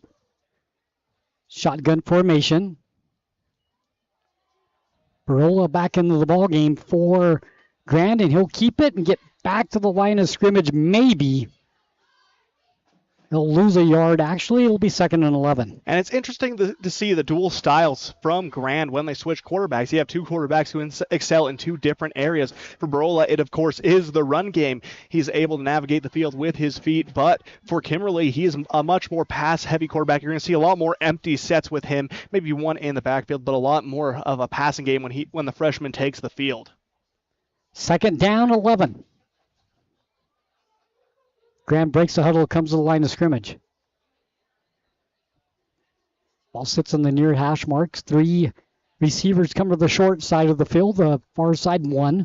Shotgun formation for Barola. Looks that way, throws, knocked down. Nice defensive play by the Dinos. Kiefer knocks that ball to the ground. It'll be 3rd and 11. And what a good play by Kiefer. He is having himself a season defensively early on. He's up to about 3.5 sacks on the season, a pass deflection to add on top of it now. He is a monster as he comes off the edge. Sonny, I love what we're seeing from Andy Kiefer, the junior. 9:35 left to play. First half. Now, Sonny, if this score is to hold into that second half, we're going to be having a running clock situation throughout the second half of this game. Shotgun once again. One running back stands behind him. Two receivers left side, one to the right side. Dinos show blitz. Still showing blitz. Here they come. Handoff up the middle. No gain. Coming up to make the stop once again is that linebacker Sandoval. He shows blitz and he makes the tackle. 4th down, 15 yards to go for the Dinos, and the defense continues to play well. Let's talk about that discipline from Carbon on that play. A delayed snap count. They're trying to draw Carbon off sides. No one bites. You see very little movement coming from the defensive side of things. Carbon, a very well-coached team. And you love to see that they're not jumping off sides, because a lot of other teams would make that jump and give the Red Devils an easy 5 yards forward. Nichols stands at the 50-yard line for the Dinos, preparing for the punt. They do this little quick kick. Try to keep the defense off balance here, and that's a good kick this time. It's going to fly to the 40, continue the bounce. Nichols picks it up to 35-40, 45-50, down the sidelines, 45-40, and good field position once again for the Dinos, and they'll start at the 40-yard line of Grand with 8:39 left to play in the first half, leading 35-0. And anytime you can start a possession inside your own territory, it's going to be a good one. And every time the Dinos have had that opportunity, they've capitalized and then some. Like you said, Sonny, a 35-0 advantage. The Dinos offense has been clicking on all cylinders right now. Mainly that run game. They have been grounded and pounding the ball down the field. It's what you want to see. Last year we saw a very pass-centric offense, but I like what Coach Milovich is doing, keeping it a little more balanced in his approach. It's been real balanced this year. There's no doubt. Good point, Aiden. The Dinos come to the line. The ball sits on the 39. First down and 10. Shotgun formation for the Dinos. Done. Looking right. Then throws back left to Wilson on the little tight end screen. 35-30, 25-20, down the sidelines, 15, 10, down to the 5-yard line. First and goal for the Dinos in the red zone once again.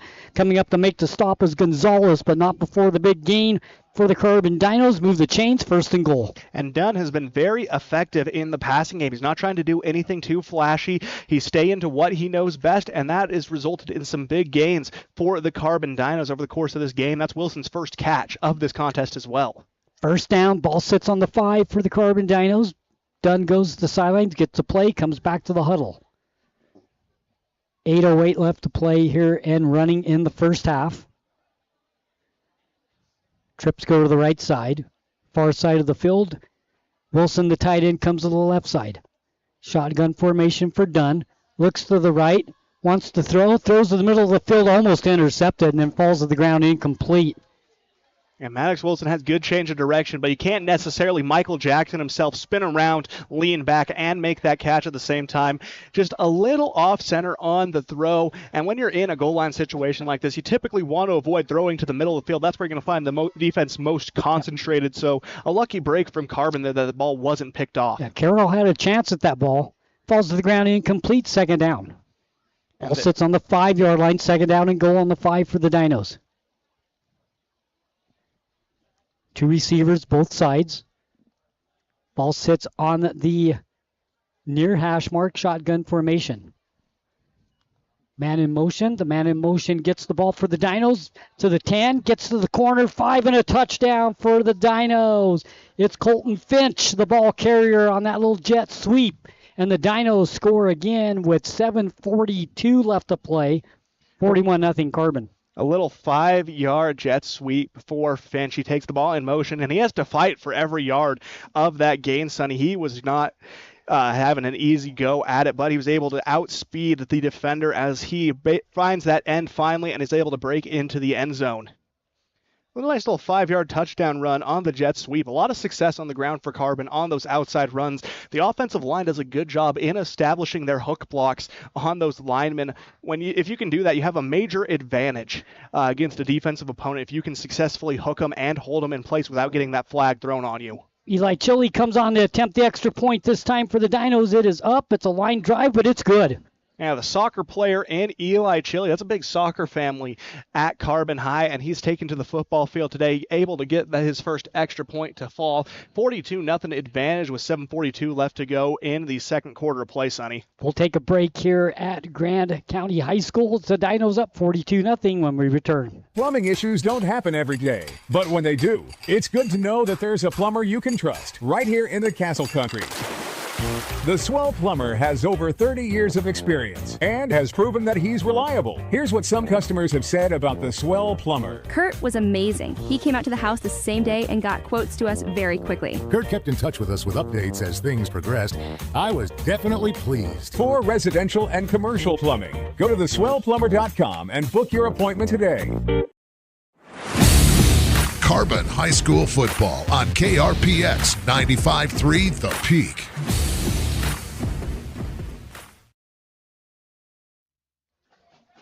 Jolie will kick off for the Carbon Dinos with the 42-0 Dino lead, 7:42 left to play. 95.3 The Peak, where the Dinos play. Next week, the Dinos will battle Ogden.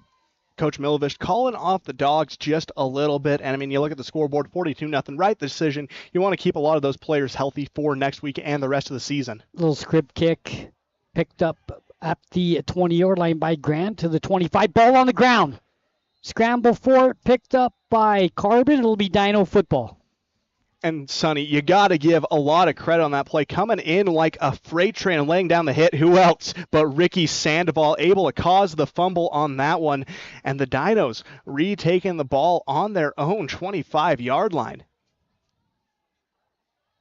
Picking that ball up for the Dinos was Crespin, and it'll be Dino football, 1st and 10. And Sandoval, I just can't get over how hard he hits. It's so hard, Sonny. Yeah, you can feel it from up here. He is just dedicated to the grind. You can tell he spent a lot of his time in the offseason in the weight room bulking up because he hits hard. 1st down, 10 for the Dinos. Ball sits on the near hash mark. They go right to left. We have a whistle. Timeout, Grand.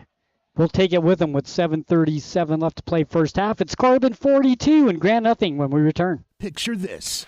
A sudden burst pipe, flames engulfing your kitchen. Disaster strikes when you least expect it. But fear not, because Restore Wizard of Price is here to save the day. Their team of restoration experts is ready to tackle any fire or flood emergency from start to finish. They're not just here to fix the damage, they're here to restore your peace of mind. Don't let disaster catch you off guard. Call Restore Wizard of Price, 637-9165. Restore Wizard, the magic of a fresh start.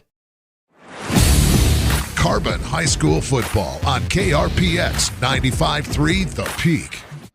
Welcome back, Carbon Dino football. 7:37 left to play. Sonny Buscarini, Aiden Mortensen, bringing you the action from the Sutherland's broadcast booth. I think it's time we take a look at the upcoming schedule for the Carbon Dinos, Sonny. Coming up next week at home, they're going to be taking on the Ogden Tigers. Last season, the Dinos went up to Ogden with an undefeated record, but the Ogden had something to say about that, came away with the victory. Then we move into our region slate of things at home against Canyon View, and then we're out on the road taking on the Ridgefield Wildcats and the Moab Wasps. Those are 4 tough teams, all right in a row, Sonny. But all games can be streamed on Castle Country Radio Carbon on YouTube and the KSL Sports app. 1st down, 10 for the Dinos. Ball sitting on the Grand 26-yard line. 1st down, 10 yards to go. Handoff goes that jet sweep. Once again, comes to the right side. It's Sorensen. Following his blockers, picks up a good 5 or 6 yards. Flag come in late. But that was a nice run by Sorensen. He just took his time, showed patience, followed his blocker, picks up 6 yards. We'll see what the flags are. And that's what's been impressive about the running game of Carbon is they're all so patient as they try and make their way down the field. Flag on the play. It looks like an injured Grand Red Devil as well. You hate to see it, Sonny. It's always unfortunate seeing players go down with an injury. See what the flag is here with 7:26 left here in the first half. As Aiden just said, we'll be home next week against Ogden. Home for a couple of weeks. Yeah, we get a nice 2-week homestand, and then Sonny, for a while it feels like we're always on the road. But, I can't really complain. I get to spend time with you and Dave out on the camera today, and we get to follow along with the Carbon Dinos. So really, what else would I rather be doing on a Friday? I love this team, and I love spending time with you guys. Don't want to forget about Dave doing a great job on the camera with 7:26 left to play here in the first half, and the Dinos lead 42-0. Injured player on the for Grand, and with that, we'll take a quick break. 7:26 left. First half, 42-0 Dinos, 95-3 the Peak, where the Dinos play. Looking for the perfect mattress? We've got you covered. At Bill's Home Furnishings, we have the largest selection of mattresses in eastern Utah, including the highly rated Serta Perfect Sleeper. And when it comes to price, we're competitive with anywhere in the state. But we're more than just mattresses. From quality furniture and home accessories to reliable appliances, we've got everything you need to make your house a home. Stop by Bill's Home Furnishings today, where selection, savings, and service meet. Right here in eastern Utah.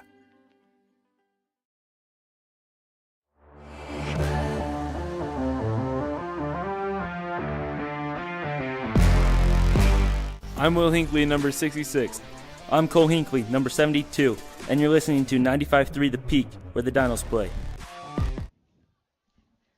Block in the back on the Carbon Dinos. The penalty is number 4 for 45 yards for the Dinos. Moves the ball back to the 37-yard line, making it second down. About 25 for the Dinos. Rob, more flags. Is it a movement or...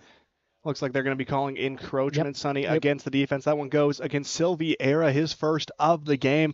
The Dinos able to make it a little closer now to facing a 1st and 20. Shotgun formation. Handoff goes up the middle. Some running room across the 30 to the 25-yard line. The ball carrier for the Dinos is O'Haran. And he'll pick up maybe 5, maybe 6 yards on the play. So it's going to be third down, and we'll call it 10 for the Dinos. And, seeing a sophomore being able to come in, someone who didn't play on the varsity level last season on the football field at least, and make a nice 5-yard gain. Got to love this versatility you're seeing from the running back. You don't normally hear him talk about 3-headed running back monsters. Well, right now, Sonny, looking at it, they have about a 9-headed running back monster. Call it a Hydra. Yep. Nice play by Riker. So it's going to be second down, 10 for the Dinos.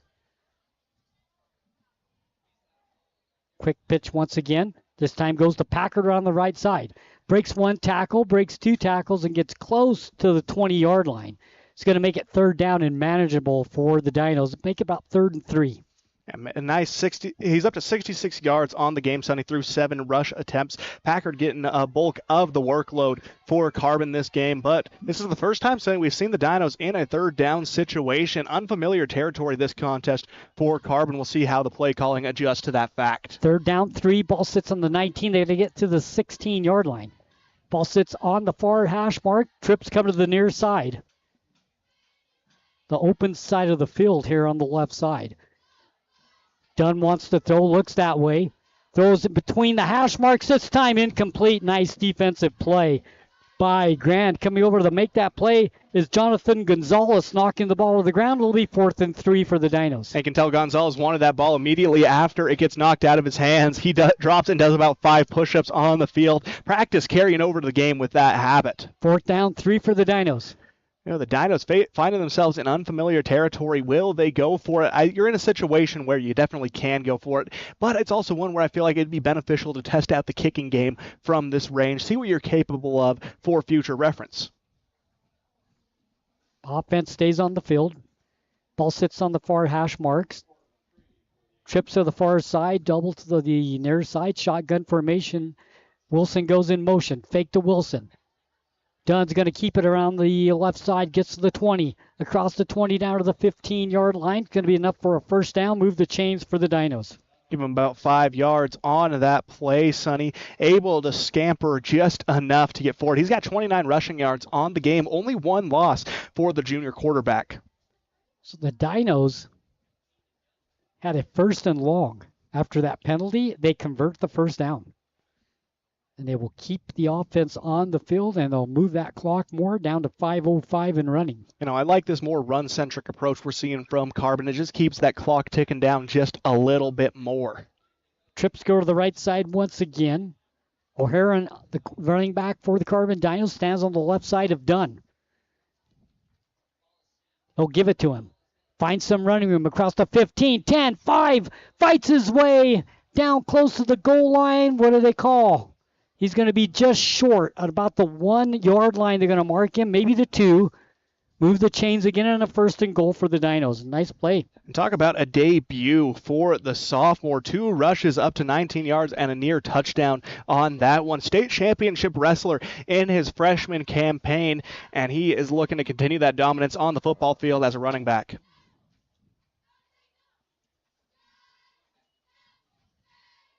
They call that a touchdown?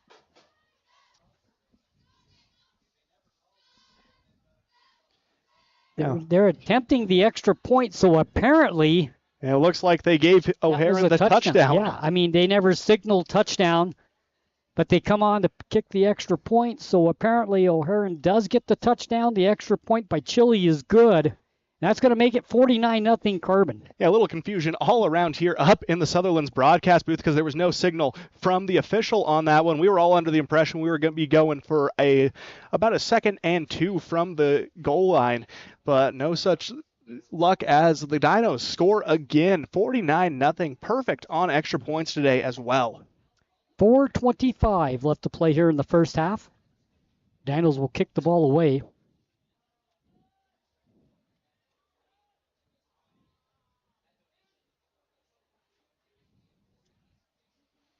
And Chile again stepping up to take that place kicker position. Timothy, it's fair to say he's probably done as we head into the second half. We're going to see a lot of new faces on the field for Carbon, I would suspect. Give us some of those younger guys some varsity experience. When you're in a route like this, you don't really want to run your players into the ground, especially when you have a very tough slate of your schedule coming up next week. Well, they're a young team anyway. So this is a good opportunity to get some players in there that haven't played so far in the first game and a half, and there's a short kick going to hit the ground, picked up at the 20. Coming to the right side across the 25-yard line and coming up to make the stop for the Dinos. Nice tackle that time. Got to give a lot of credit to Carroll, though. He was able to navigate the field as he ran along the right side. Broke a few tackles. That's one area the Grand has been doing a good job in is those kick returns. They muffed the catch a few times, but they're always able to recover and put themselves in some pretty good positioning. So it'll be 1st and 10 for Grand. Making the tackle on that one was number 25 for the Dinos, Dawson Johnson, coming in. One of those new faces that we see coming into this game. We saw that beforehand. A few new players suiting up for Carbon, but you know what they say, Sonny, the more the merrier. So we have on the near hash mark, Grand goes left to right. 2 receivers near side, 1 to the far side. Dinos sit back this time on defense. Handoff goes to the left side. Nothing doing. Loss of 5 on the play. 1, 2, 3, 4. Carbon Dinos in on the stop. The ball carrier that time was Swayze. It'll be 2nd and 15. Yeah, you look at J.J. Rudin and Maddox Wilson on that right side, plugging up any hole a running back would like to try and navigate to. Able to force them back for about a 4-yard loss on that one. The Dinos' front 4 have been menacing today, Sonny. They have just been unstoppable. Line of scrimmage comes Grand. Trips go to the left side this time. Ball sits in the middle. 1 to the right side. Shotgun formation.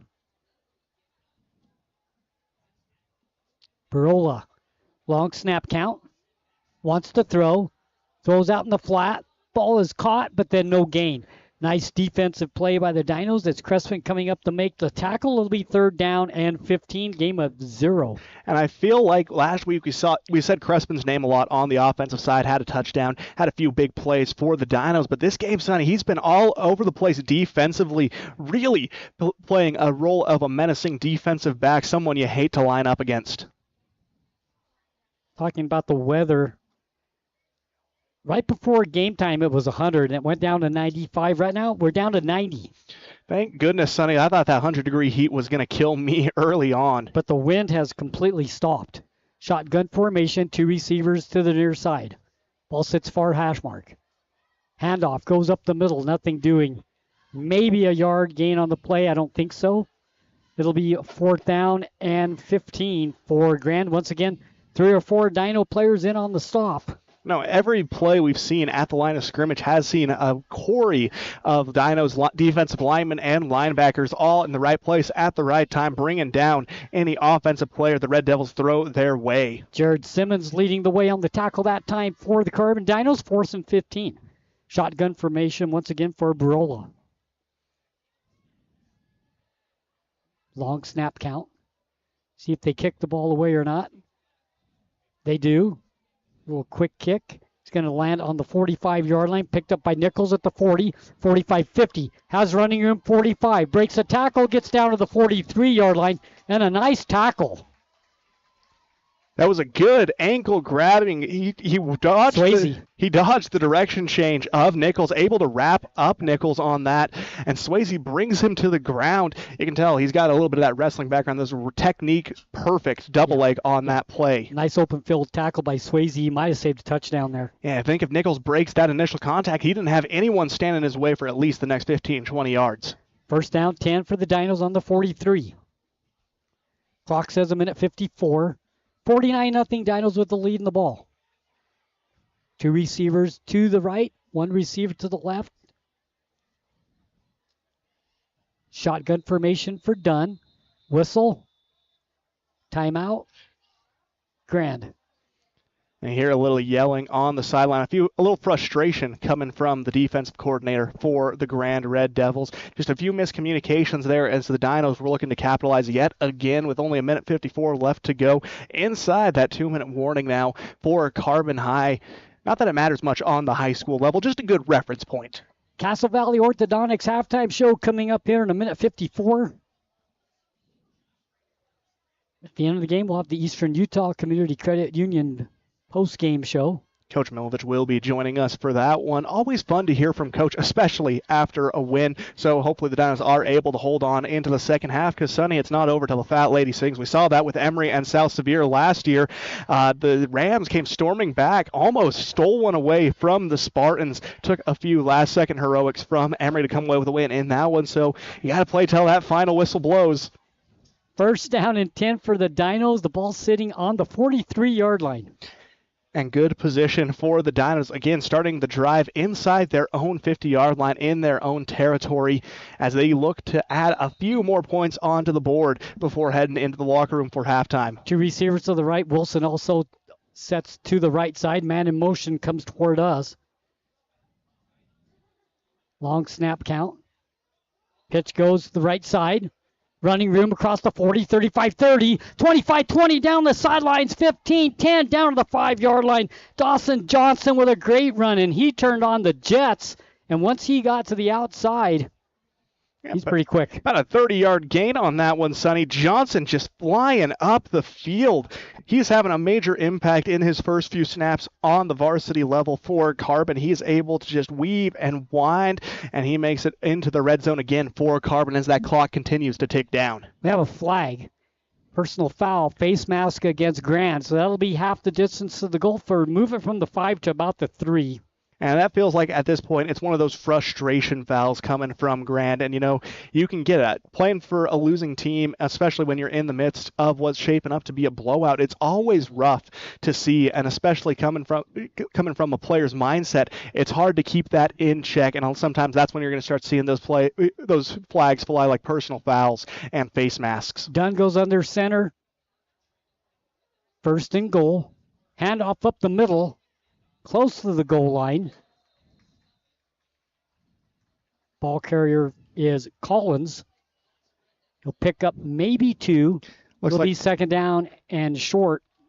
Looks like it was a little trickery for the Dinos on that one that just didn't work out in their favor. A good goal line stand by the Red Devils, really shoring up that defense. A lot of big bodies up there to make that play, adopting that gang tackle mentality as they drive the Dinos back just about a yard. Game clock says a minute. See if the Dinos run this play clock down. Try to score right before halftime. Down under a minute and clock running. Second down.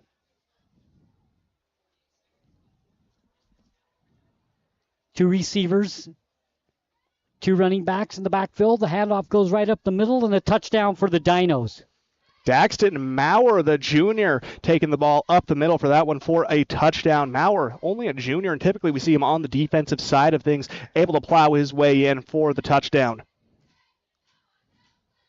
So the Dinos score again, making it 55-0. Sonny, I'm running out of room on my score sheet to keep track of all the Dinos players who have rushed the ball today. We continue to climb. Extra point by Chile is up, and no good. A good stop by Grand on that extra point attempt, being able to force a miss from a Dino special teams unit that up to this point was perfect. 40 seconds left to play first half. Dinos lead 55-0 when we come back. We're just minutes away from the Castle Valley Orthodontics halftime show.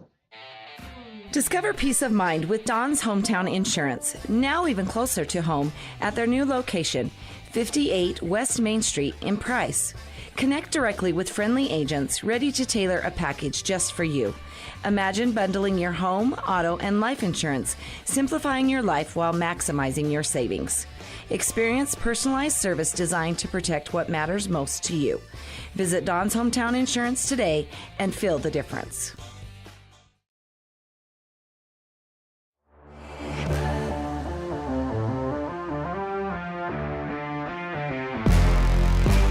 I'm Will Hinckley, number 66. I'm Cole Hinckley, number 72, and you're listening to 95.3 The Peak, where the Dinos play. Welcome back. Chile will kick the ball off for the Carbon Dinos with 40 seconds left. Dinos leading 55-0 here in the first half. Good kick this time. Fielded at the 10-yard line to the 15, across the 15-20. Tries to get to the outside, can't do it. Nice tackle.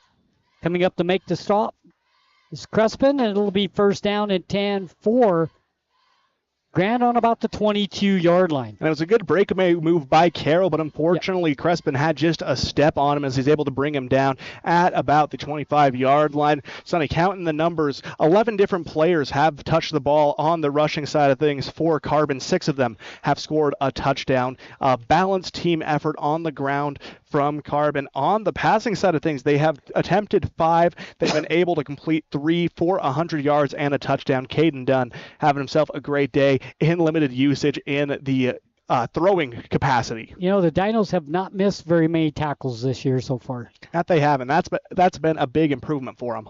Kimberly throws the ball out in the flat, knocked down.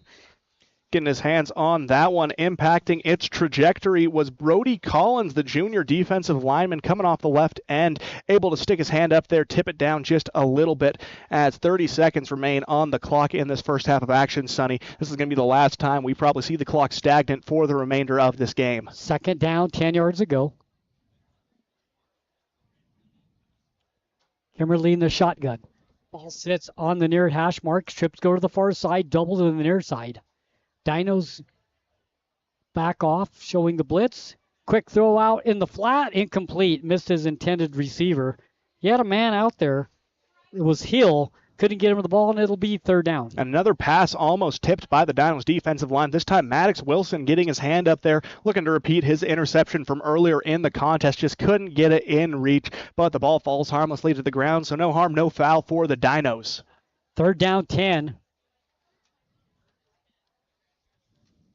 For the Red Devils. Shotgun formation. Handoff up the middle. Nowhere to go. Maybe a yard. Looked like a little fourth down. Looked like a little bit of turf monster action in that one as well. He started tripping forward before he made contact with the Dinos defensive line. But if you wouldn't, they did have about 3 or 4 players there ready to make the stop. Maurer on the stop for the Dinos, so the clock shows 6. 5 and a half will run out. We have played a half of football here at Grand High School. The Dinos leading 55-0. When we come back, we will have Castle Valley Orthodontics halftime show right here on 95.3 The Peak, where the Dinos play.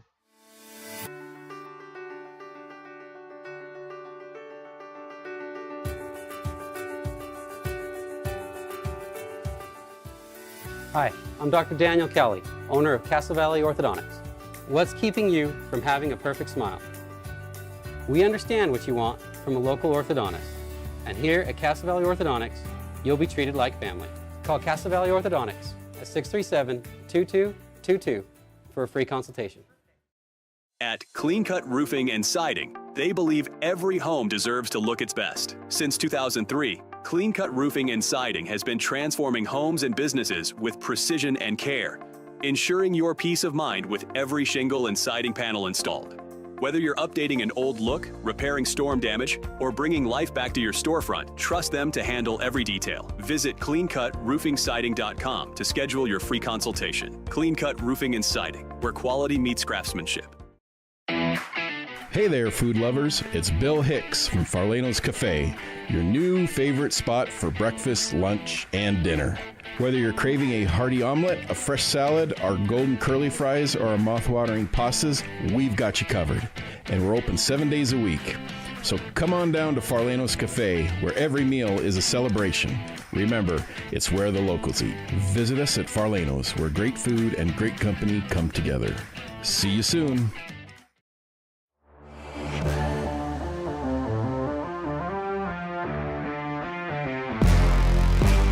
I'm Will Hinckley, number 66. I'm Cole Hinckley, number 72, and you're listening to 95.3 The Peak, where the Dinos play.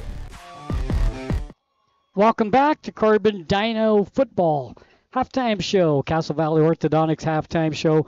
55-0, the Carbon Dinos with the lead. And Aiden, we'll just go through the scoring real quick.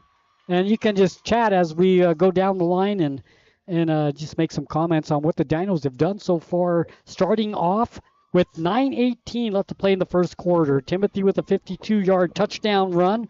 Extra point by Timothy was good, and the Dinos led 7-0. And that was kind of the tone setter for how this game has been going, Sonny. They established that run early, and they've established it often. That big 53-yard run from Taker Timothy, able to bring the Dinos into scoring position first, taking that 7-0 lead. A big credit to Taker on that one. He's able to not only score the touchdown, but he kicks the extra point as well.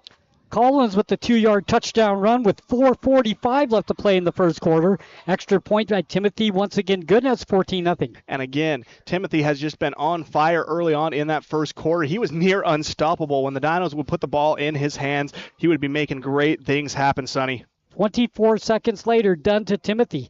22-yard touchdown pass. Extra point by Timothy. Good, and it's 21-0 Carbon. And you got to give Maddox Wilson a lot of credit on that one. He tips the ball up on the defensive side of things, comes up with an interception, and he's able to bring it down the field, set the Dinos up at about the 20-yard line, and the offense would capitalize on that. 2:21 left to play. First quarter, Nichols with a 9-yard run. Timothy's extra point good. And at the end of the first quarter, the Dinos lead 28-0. And that was a real indicator of how this game was going to go, Sonny. We were talking about it at the time. Coming into this game, we were a little more conservative with our score predictions. We were expecting a closer contest, but the Dinos so far have come out and they have blown everyone away, especially in terms of expectations when it came to taking care of the ball. We talked about it, Sonny. 5 turnovers in last week's contest against ALA. They haven't coughed up the ball once. They've had a few close calls, but they've been able to dive on them, and that's a lot of improvement we've seen from this squad. Second quarter scoring for the Dinos. Packard with a 1-yard run with 10:33 left to play in the second. Extra point by Timothy, once again good, and it's 35-0. And they are just continuing to pile it on at that point. Just an incredible display of rushing prowess from Carbon. They kept the clock running throughout that. We didn't see very many pass attempts from the Dinos, but when they had the ball in their hands, they were picking up probably, I'd say, 5-10 yards a rush. 7:42 left to play in the second quarter. Finch with the 5-yard run. Chile extra point is good, and it's 42-0 Carbon. And this was the point of the contest where we started seeing a lot of these younger guys coming in, trying to take the reins for these squads. And the Dinos players who haven't really seen many varsity minutes were able to come in, and they've had a major impact so far. Then O'Haran had a run of 2 yards. The extra point by Chile was good to make the score 49-0 Carbon, and now you're starting to see other people getting into the game, but they're still contributing and they're still making big plays. You know, and the thing is that this isn't like they put in the second team and told them, you guys need to lay down, roll over. They told the second team to come in and compete, and they have done exactly that, Sonny. They have been blowing them away in that regard. 40 seconds left to play second quarter. Maurer with the 2-yard touchdown run. Chile's extra point no good. The first missed extra point of the night for the Dinos, and And that's where we sit at the half. It's 55-0 Carbon. And you'll be content as a coach with 8 out of 9 extra points made, with the last one coming at a last second. You've seen 2 kickers take the field for the Carbon Dinos, doing an excellent job in keeping both of these players ready to go in the game, because you never know when you're going to need a second kicker, especially in these lower levels of high school football in Utah. A lot of these kids playing 1, 2, even 3 sides of the ball when you count special teams in there. So you got to have players ready at every position to step in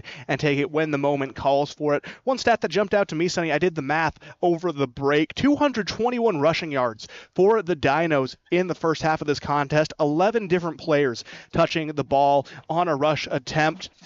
6 of them have scored a touchdown. Caden Dunn, though, through limited snaps in the passing capacity, he's had 5 attempts. He's converted on 3 of them. He's gone for 100 yards and a touchdown. You can't go wrong when you get that nice, even 100 figure. Yeah, I mean, Grant really has not had an answer on either side of the ball. First downs, the Dinos have 10. Grant has not gotten a first down yet in the first half. Yeah, it's been just brutal from the Dinos defense, and what we've talked about, kind of highlighted as the reason for this, is that gang tackling mentality that the Carbon Dinos are showing. Every time you see someone make contact with the ball carrier, you quickly see 2, 3, 4, even 5 Dinos quickly surrounding them as well. It's hard to single out one player on these. You have to go with who's making that initial contact, and a lot of times we're seeing that front 4 on the defensive line as well as that linebacking core step up in a major way. And the few times we have seen him throw passes to the outside, the defensive backs have been locked down, namely Trace Crespin. He has been flying around, and he has been laying down the boom. Grant has 2 turnovers, Carbon none. We talked about that. Penalty situation, 4 for 45 yards for Carbon. Grant 2 penalties for 7 yards in the first half. That's a look at the team stats. We'll look at some individual stats here in a minute that you've got. But so far here in the first half, it's just a solid performance all the way around by the Dinos. Special teams, defense, offense, running the ball well, blocking well, and the tackling so far in this first game and a half. They don't miss tackles. They don't, and that's what's been really impressive. That was a bit of a problem for the Dinos last season, especially against run-heavy teams like we saw in the playoffs against Juan Diego, a very run-centric team. They struggled to keep hold of running backs and allowed major gains on plays that should have been stopped at the line of scrimmage. That just hasn't been the case early on in the season. Now, you do have to give some credit to ALA. They're the team out of these two who've had the most success when it comes to running the ball, but you also have a freak of nature at running back up there in Spanish Fork. So it's a tough debate to decide, but as we move on to the season, Sonny, this is a trend you'd like to see the Dinos continue. You want to see them continue that defensive intensity. Some stats for the Dinos, individual stats in the first half, Aiden.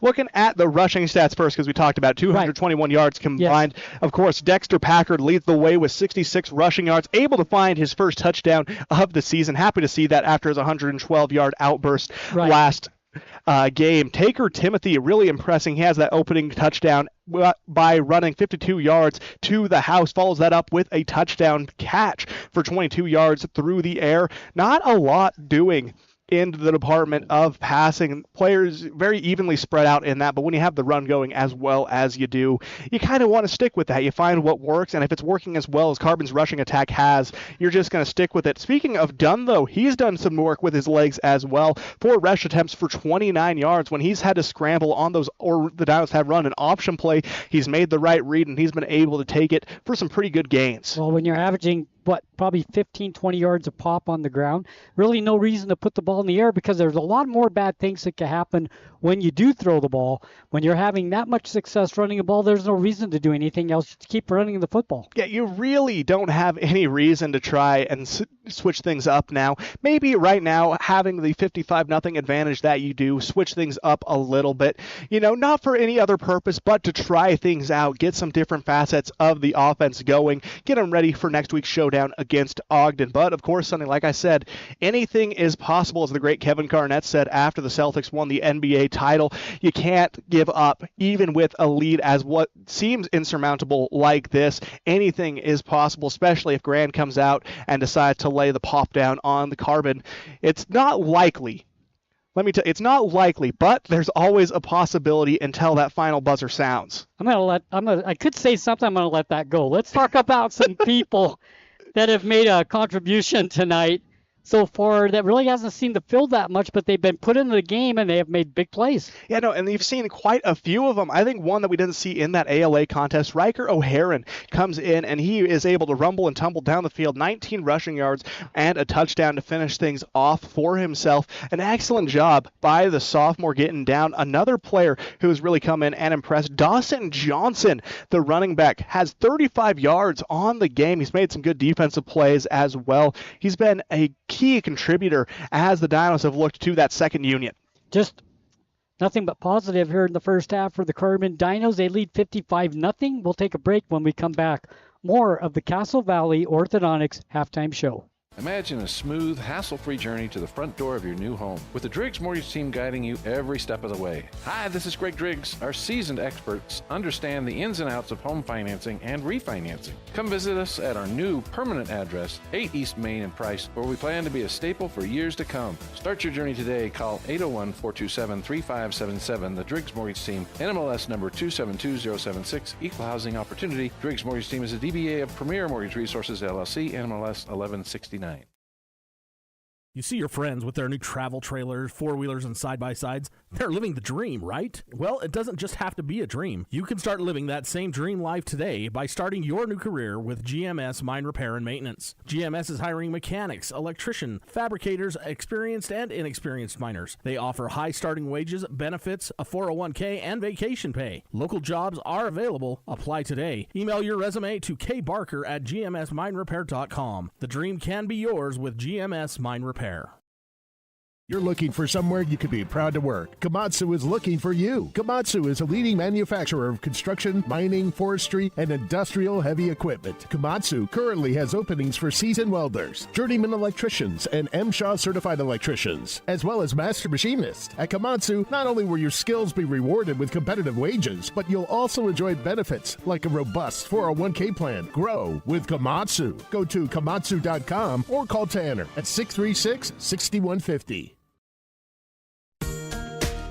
Transform your space with Spectrum Paint featuring PPG paint, the ideal choice for any home project.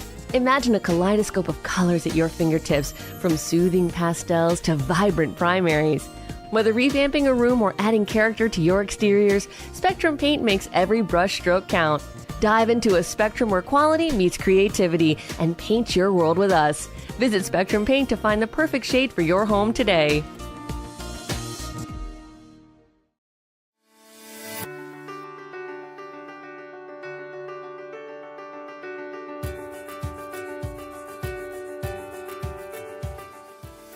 Hi, I'm Dr. Daniel Kelly, owner of Castle Valley Orthodontics. What's keeping you from having a perfect smile? We understand what you want from a local orthodontist. And here at Castle Valley Orthodontics, you'll be treated like family. Call Castle Valley Orthodontics at 637-2222 for a free consultation.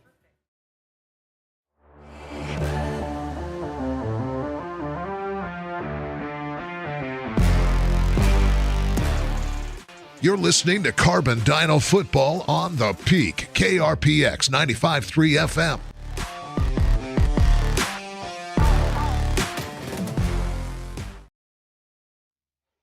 Welcome back to the Castle Valley Orthodontics halftime show. I want to thank Castle Valley Orthodontics for sponsoring our halftime show. Great people down at Castle Valley Orthodontics. Oh my gosh, that's where I got my braces done when I was a kid. It's an incredible service down there. You're not going to regret checking out Dr. Callie and Castle Valley Orthodontics. Sonny, as that halftime clock continues to tick, I think it's time we take a look at some scores from around the state.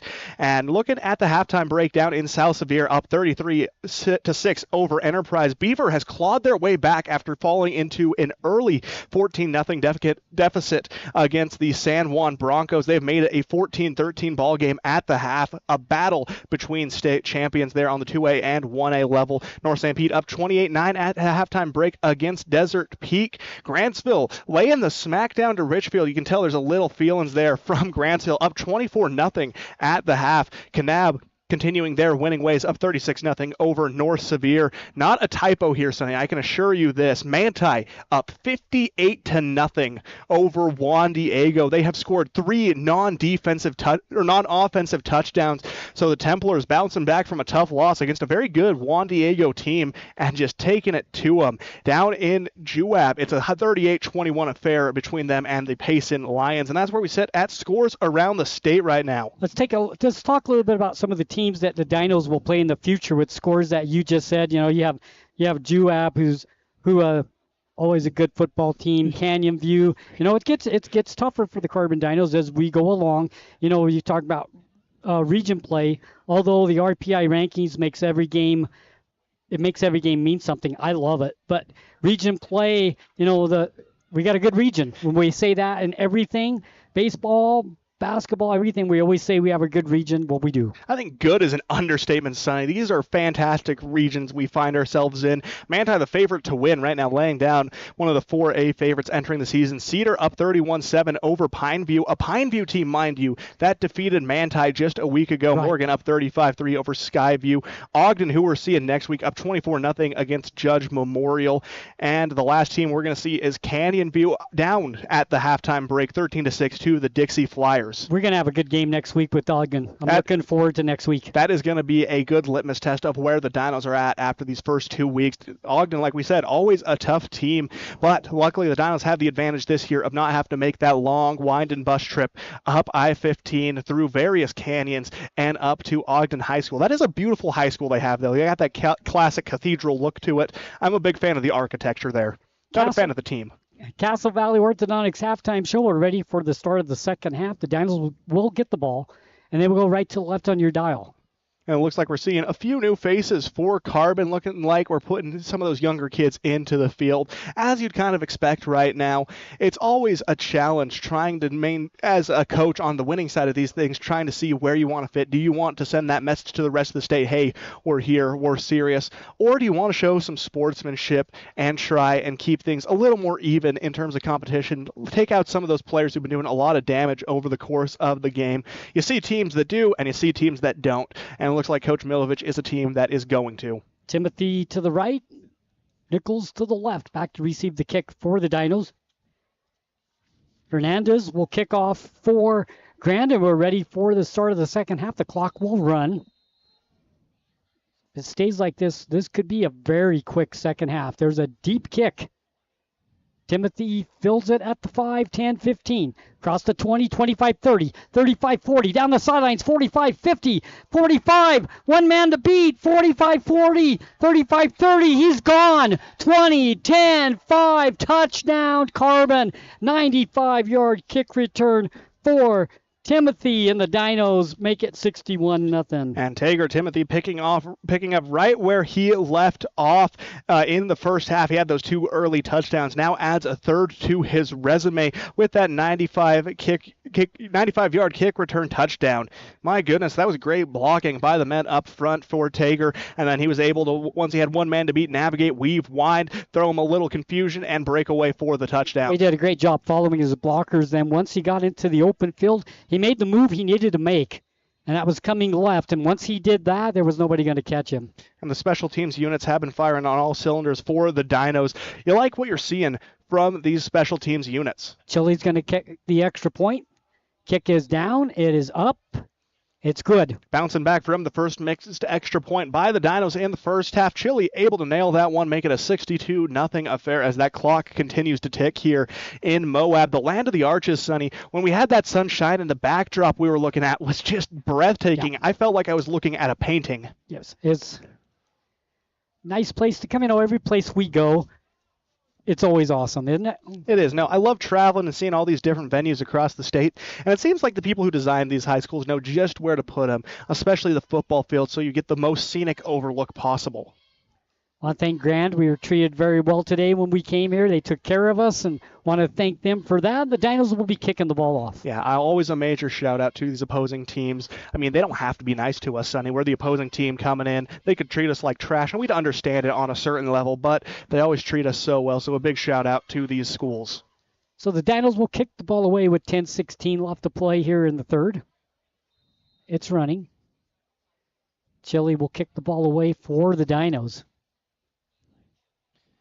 You can see the soccer background from Chile. He takes a very deliberate stance back as if he was going for a place kick as he lines up to send the ball to the Red Devils for the first time this half. The kick is up and away by Chile, flies all the way back, fielded, bounce off the chest, scramble for the ball. Dinos may have dived on it. I think the Dinos have it at the 22-yard line. Let's see what they do. They do. Turnover for Grand, number 3, and the Dinos have the ball 1st and 10. They're going to mark it on the 23-yard line, and the Dinos are in business again. And guess who making the special teams play? Ricky Sandoval again, flying in, forcing fumbles on that. A bit of a muffed catch on that one as the Dinos take the ball again, looking to score again in the first 2 minutes of this quarter. They're just really laying it on right now. So it's 1st and 10 for the Dinos. The ball sitting on the 23-yard line. Well, Sonny, right now it looks like it's going to be a battle for the highest scoring game of the evening between us and Manti right now. Last week, Milford claimed that title with a 95-20 victory over Parowan. Two receivers, both sides for the Dinos. Actually, trips go to the right side. Ball sits on the left hash mark. Dinos go right to left. Dunn's going to keep it across the 20 to the 15, down to the 13, and brought down there. A nice tackle made by Swayze, but not before about an 8-yard pickup, maybe 9 for Dunn. 2nd down and 2 for the Dinos. And, I love watching the play of Swayze. And you know what impresses me most, Sonny? That is only a sophomore down there in Swayze. He is going to be a force in the next few years. He's just got to dedicate some time in the weight room. But right now, Sonny, always so strong, only sitting at 16, 17 years old. Yep. 2nd down, 2 yards to go for the Dinos. Trips go to the right side. The near side comes Wilson. He's in that slot. Shotgun formation for Dunn. Packard stands to the right. They give it to Packard. Has running room. Across the 10. Still on his feet to the 5. Breaks a tackle in for a touchdown. And, Sonny, that was a hole big enough you could drive a Mack truck through, plowing through, weaving, winding to the end zone. Packard throws a shoulder in there at the end, up to 86 rushing yards on the game to go along with 2 touchdowns. The junior breaking away early as the Dinos increase that lead just a little bit more, up to 68-0 as the clock continues to run here at Grand High School. 17-yard run by Packard for the touchdown. The Dinos attempting the extra point. It'll be Chile. Dunn will hold. Snap, set down, the kick is up, the kick is no good. Well, that makes the Dinos 8 for 10 on the day, Sonny. That's a percentage you're going to be pretty content with in the extra point department. It's always hard, especially later in the game, when these players are more motivated to fire off and try and block these kicks, but 80% from the PAT line, a very good mark for Carbon. Clock running, 7:20 left to play, 3rd quarter, 68-0 Dinos when we come back. Transform your space with Spectrum Paint featuring PPG paint, the ideal choice for any home project. Imagine a kaleidoscope of colors at your fingertips, from soothing pastels to vibrant primaries. Whether revamping a room or adding character to your exteriors, Spectrum Paint makes every brush stroke count. Dive into a spectrum where quality meets creativity and paint your world with us. Visit Spectrum Paint to find the perfect shade for your home today. Carbon High School football on KRPX 95.3 The Peak. Chile will kick the ball away for the Carbon Dinos. There's the kick. Short kick this time. Bounces around. Picked up by Barola at the 25-yard line. And he's brought down by 4 Dino defenders once again. 1st and 10 for Grant on the 25-yard line. I'm just really impressed with the Dinos tackling and their pursuit to the ball. That it is. No, they are tracking it very well. They're obtaining very good pursuit angles, and making first contact again there was Ricky Sandoval, a hard-hitting linebacker, only a junior for Carbon, but he seems to be able to corral just about anything and hold him in place until he can get some teammates there to go along with him to bring the runner down. Well, he has that speed combined with physical as well, and it's showing. He's a bit shorter in stature too, and that gives him an advantage in the physics department as well. See, sometimes it is important to pay attention to those subjects at school. It can play to your advantage on the football field. Ball going left to right. Left hash mark, right hash mark is where it sits. Barola hands the ball up to Swayze up the middle. Pickup of maybe 1. That's going to be it. Like that was Rowan Cresto, the freshman, stepping into the game, standing at 5'5", as he tries to rumble and tumble down the field just a little bit. So it'll be 2nd down and 8. Pickup of 2. And, it's always good to start these drives off with a positive gain. We see that with teams time and time again. If they're able to get a positive gain on that first play of the drive, of that first play of your set of downs, then good things tend to happen. You can extend things out and watch yourself march down the field just a little bit. 2nd and 8.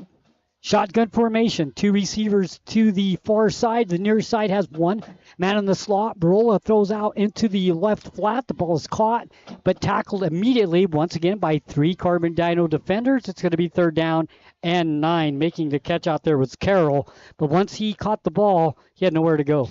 And making it in that first contact, Caleb Sorensen starting the flurry of defenders for the Dinos on that one. A great job by the secondary that time, crashing in on the screen. 3rd and 10. Barola hands the ball off to Swayze. Swayze's hit behind the line of scrimmage and brought down. Loss of 2. And the Dinos have pulled a lot of those menacing figures that you saw in the first half of play defensively, but making contact on that one, Jay Shumway, wearing number 85. Another one of those players who we saw coming into this game didn't see much playing time in the first contest, but they were able to... Oh, excuse me. My handwriting's so bad, Sonny. That was making first contact, Brody Collins. Hey, I'm going to agree with you on something. Don't you diss on my handwriting. 4th down, 10 yards to go. Shotgun formation. Barola wants to throw. No, he's going to kick it away. That quick kick. Dinos have nobody back. It lands on the 40, rolls back to the 35, and it is dead, and that's where it will sit. The Dinos will take over right there. First down, 35-yard line, 3:35 and running left to play.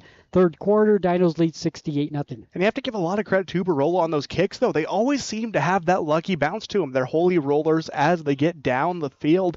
Haven't seen a punt from him that has bounced backwards. So in that kicking department, he's doing an excellent job. But for a team like Grand, only 24 players on the roster, he's pulling double duty, immediately stepping out to play a defensive back role for the Red Devils. Listen to Carbon Dino football here on 95.3 The Peak, where the Dinos play. Next week we'll be back home.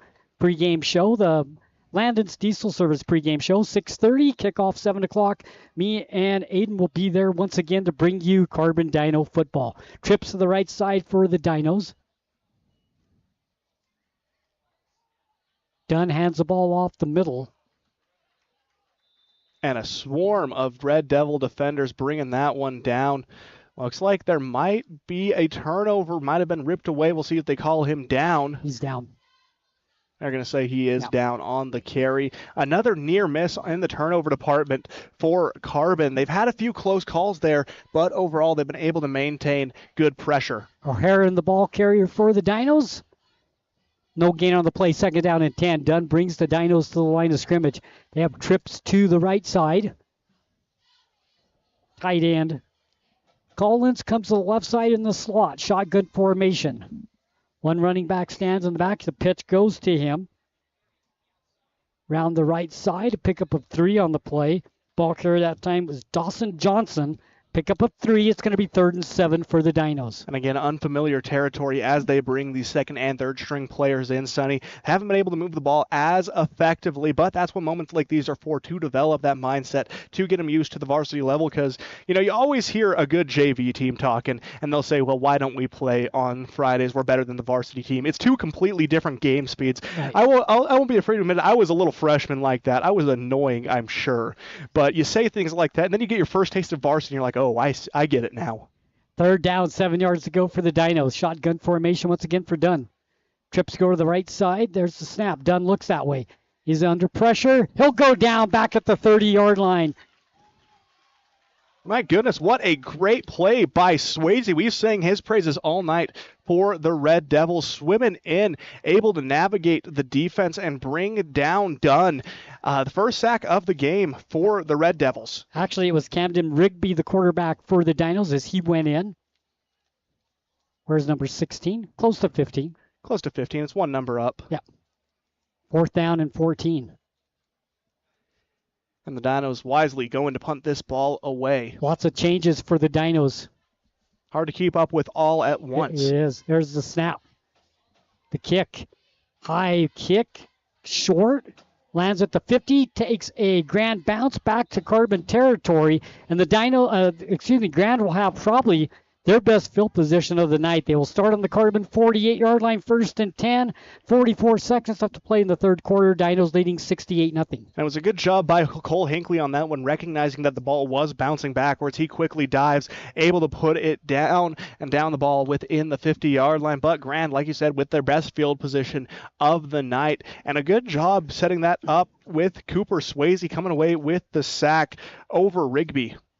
So 1st down, 10 for Grand. See if they can get something going here on the offensive side of the ball, starting on the Dino side. Best field position of the game for them. 23 seconds left, third quarter. Clock continues to run. It'll be a quick fourth quarter as well. 2 receivers go to the far side. Kimberly, the quarterback. Quick throw out in the flat. Ball caught at the 50-yard line, but then brought down, loss of 1. Once again, the Dinos continue to get to the ball quickly. Grand does not have time to make a move to get the ball down the field. And starting on the left side of the field on the defensive line and sprinting all the way over to the opposite sideline, senior or defensive lineman Blake Paul able to get involved on that play as well. The Dinos really have that gang tackle mentality. If they see one teammate make contact, everyone on the field is almost guaranteed to make their way down. Third quarter comes to an end. 68-0 Dinos when we come back. 98.3, where the Dinos play. Imagine a smooth, hassle-free journey to the front door of your new home with the Driggs Mortgage Team guiding you every step of the way. Hi, this is Greg Driggs. Our seasoned experts understand the ins and outs of home financing and refinancing. Come visit us at our new permanent address, 8 East Main in Price, where we plan to be a staple for years to come. Start your journey today. Call 801-427-3577. The Driggs Mortgage Team, NMLS number 272076, Equal Housing Opportunity. Driggs Mortgage Team is a DBA of Premier Mortgage Resources, LLC, NMLS 1169.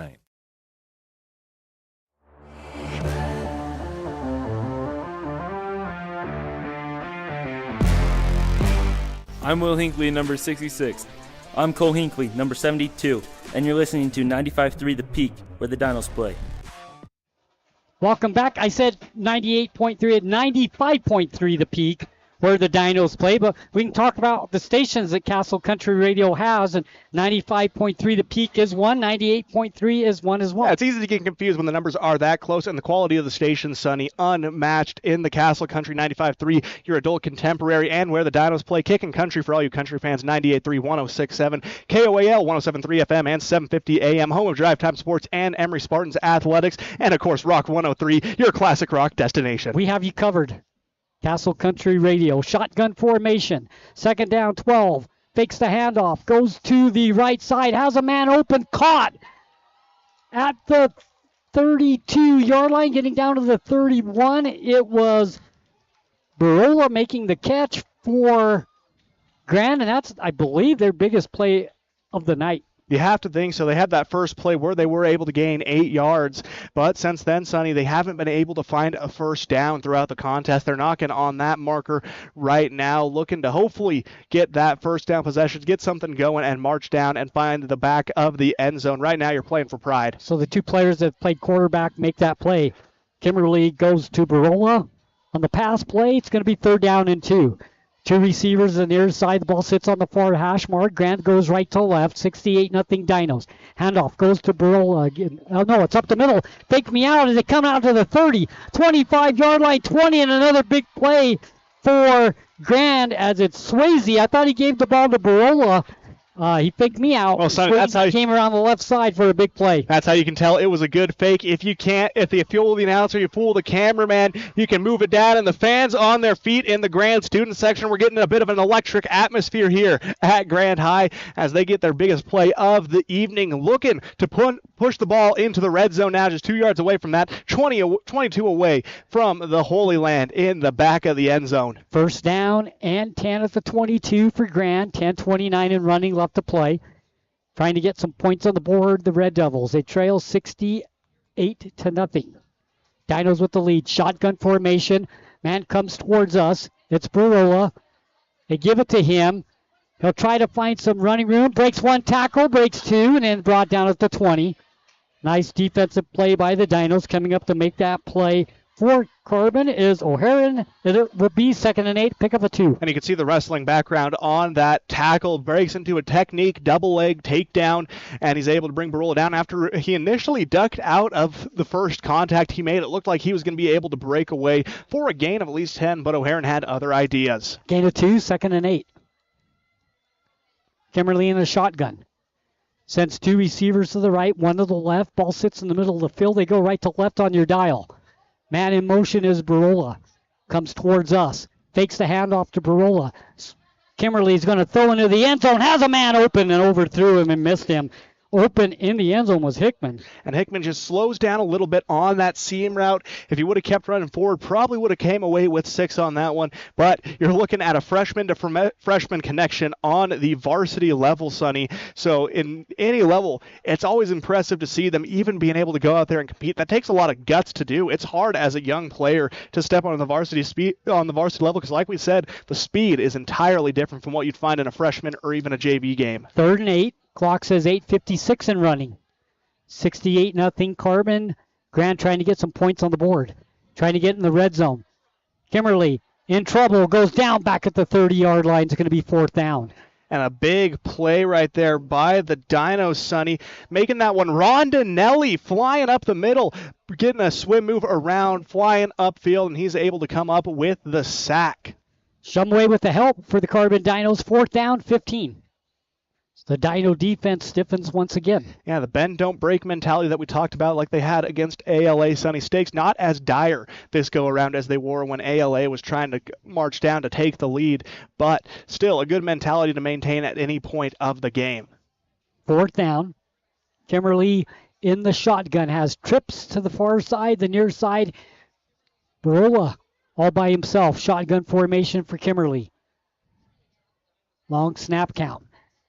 Bad snap, picks it up, throws to the left side, ball caught at the 20, down to the 15-yard line. It's going to be short of the 1st down, and the Dinos will take over. We got a flag. It's going to be a roughing the passer. Sonny Kimberly absorbed a little bit of contact after throwing back. Hurt his ankle a little bit, rolled it on that snap a little low, had to reach down, bend it, and on his step back, steps awkwardly as he goes back. Had to walk back a little bit like Frankenstein's monster, but still able to deliver a dot and advance the ball forward for the Red Devils. And that flag going to do him a little favors. Probably push the ball forward just enough to maintain possession. That'll be a 1st down. Roughing the passer against the Dinos. That will be enough for a 1st down. Move the chains. And a lucky break for Grand there. They get to keep their march to the end zone alive as that clock continues to tick. Sits at 7:49 right now, Sonny. Things getting interesting here as Grand seeks their first touchdown of the game. 1st down, goal. The chains are laying down on the ground. 1st down and goal inside the 10-yard line for Grand with 7:40 left to play in the ball game. The Dinos up 68-0. Shotgun formation once again for Grand. They'll send trips to the far side, short side of the field, far side of the field, 1 receiver. Kimberly in the shotgun. 1 running back stands behind him. There's the snap. Kimberly wants to throw, rolls left. Still rolling. Sights to run, and he's tackled at the 9-yard line. A hard hit by the Carbon defense.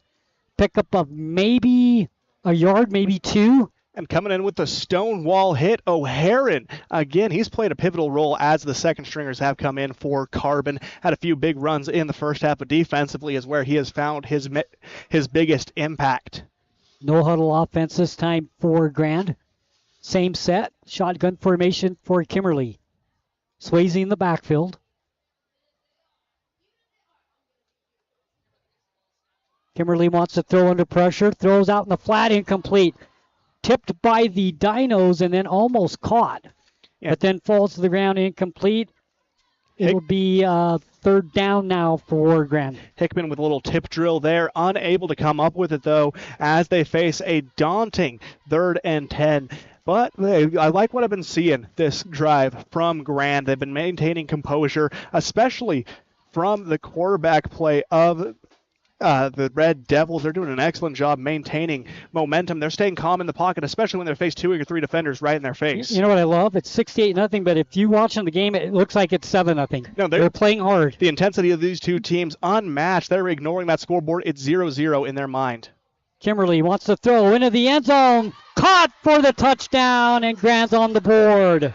Coming up with that one, Dylan Brown, freshman-to-freshman connection as Kimberly absorbs the hit, lofts it over the defense to Brown, who brings it down for 6. 68-6 now. The Red Devils, though, found some life on that drive. And the thing I've loved most about watching them tonight, Sonny, is they have not at one point in this game given up. They've been fighting to the very end, and that's what you like to see from a young team. We've talked about it throughout the game, Sonny. This is a team who sees maybe 3, maybe 4 seniors on the field. Being able to put a bunch of freshmen and sophomore out there on the varsity level is always a tall task, but they've been able to maintain composure, and now they've been rewarded with their first score of not just the game, Sonny, but the season. Hernandez kicked the extra point.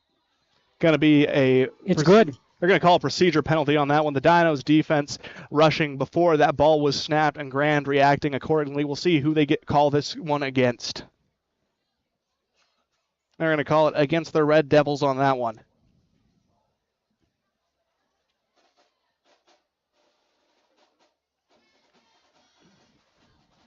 And the fight song starts playing, Sonny. That Grand Red Devil Band and the student section on their feet getting into it as they have to reattempt the extra point. But I had enough leg on that last one on the kick by Hernandez that I think this one's blocked. Well, I stand corrected. And the score remains 68-6 with the blocked extra point. And Sonny, that clock is going to continue to run, but Grand able to find some momentum now and put themselves on the board for the first time this season. The freshman-to-freshman connection, Kimberly to Brown for a toe tap and touchdown down the middle of the field from 10 yards out. You got to be happy what you see if you're a head coach from these young players. Always hard to get in, especially for first-year head coach Keith Hill, stepping into a tough situation with very few seniors and very few players on that roster, but he's making the most of it, and this squad, you can tell one thing, Sonny, they're not giving up. I think they have 24 players suited up, if I'm not mistaken, for Grand. Yeah, that was what we were told coming into this game. 24 players on the roster. 23 if you account for the absence they're facing tonight of Van Westbrook, the senior tight end, who was a key contributor in their first game, but unfortunately hit by the injury bug. Always tough to see that in your senior campaign, but Red Devils still trying to battle through it as they find the back of the end zone for the first time. Eastern Utah Community Credit Union postgame show follows the game with 4:25 in running left to play. 68-6 the score in favor of the Carbon Dinos. The Grand will kick the ball away. I'm sure we see probably an onside here. And Sonny, the state champions have fallen. Beaver comes away with the upset win over San Juan, 26-22. Many thought Beaver wasn't going to be able to stand a chance to San Juan, and early in the game it looked like that was going to be the case. But the Beavers stayed strong and came away with the 26-22 win. We talk about that game in particular because those are two of Emory's opponents coming up. Beaver next week. Two good football teams. A little squib kick. Lands on the 30. That ball's alive, and it's covered by the Dinos. The Dinos will take over 1st and 10 on the 30. Nice play. Good awareness for the Carbon Dinos. Making that play was Tusher, and he was there to cover the ball. The Dinos take over. It takes a lot of mental awareness to be able to make a play like that. It's always so tempting when you see the ball just sitting there like that, scoop it up and try and make a play happen. But Tusher making the right move, diving on it to avoid any potential turnover for the Dinos. A team which has played very cleanly throughout this game after turning the ball over 5 times in their season debut. No turnovers for the Dinos tonight. The clock says 3:10 and running.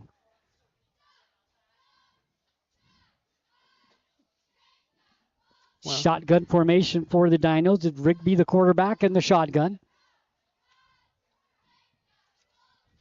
Collins comes to the right side. Handoff goes up the middle. Nothing doing this time. Loss of 5 on the play. Nice defensive play by Grand coming up to make that play. Silviara. Nice play. Second down, we'll call it 15. And that clock continues to tick, Sonny, almost within 2 minutes now as this game starts to wind to an end. You got to love what you've seen from the Dinos, especially in the rushing attack, what they've relied on throughout this game. But what I've loved most from Grand is they have not given up at one point this game. It's easy to lay down and just kind of die on the field once you find yourself down as much as they have at points of this game. But they've battled back and they've maintained composure, and they found the back of the end zone to cut into that lead. Loss of 5, second and 15. Dinos under center this time.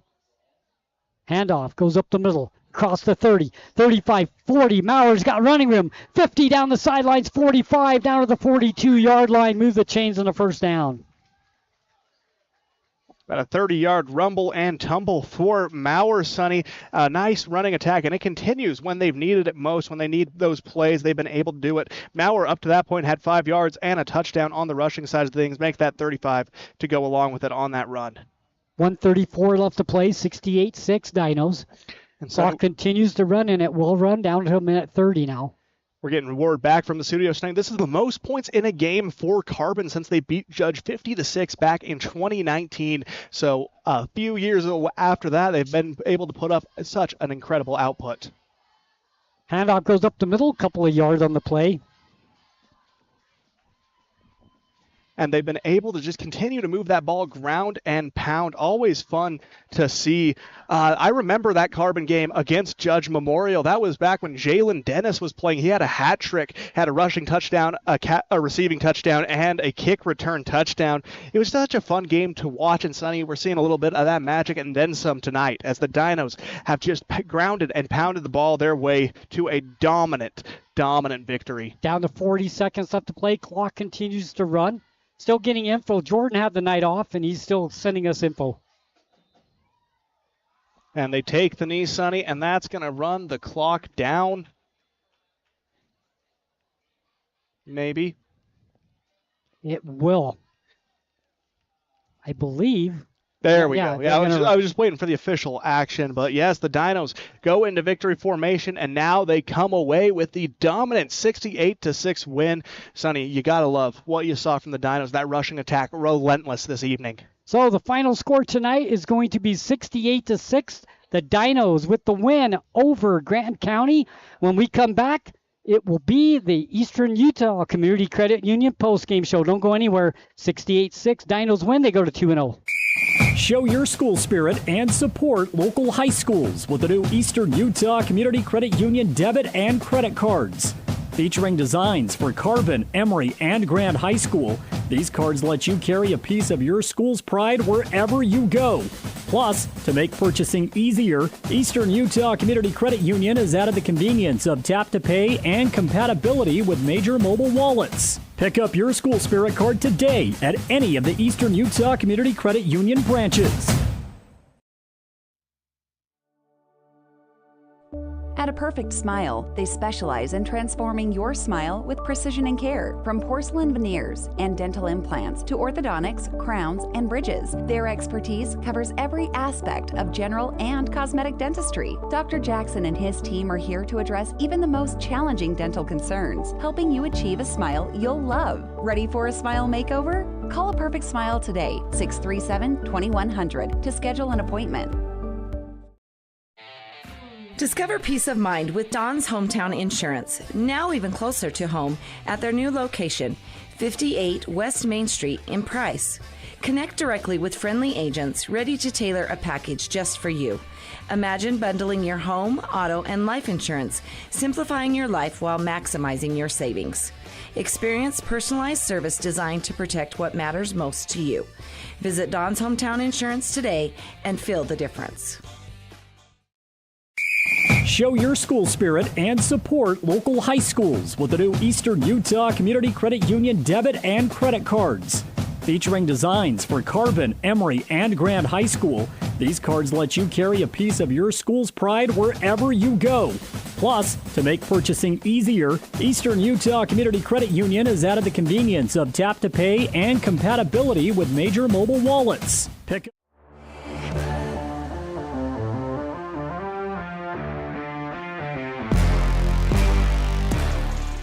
You're listening to Carbon Dino Football on the Peak, KRPX 95.3 FM.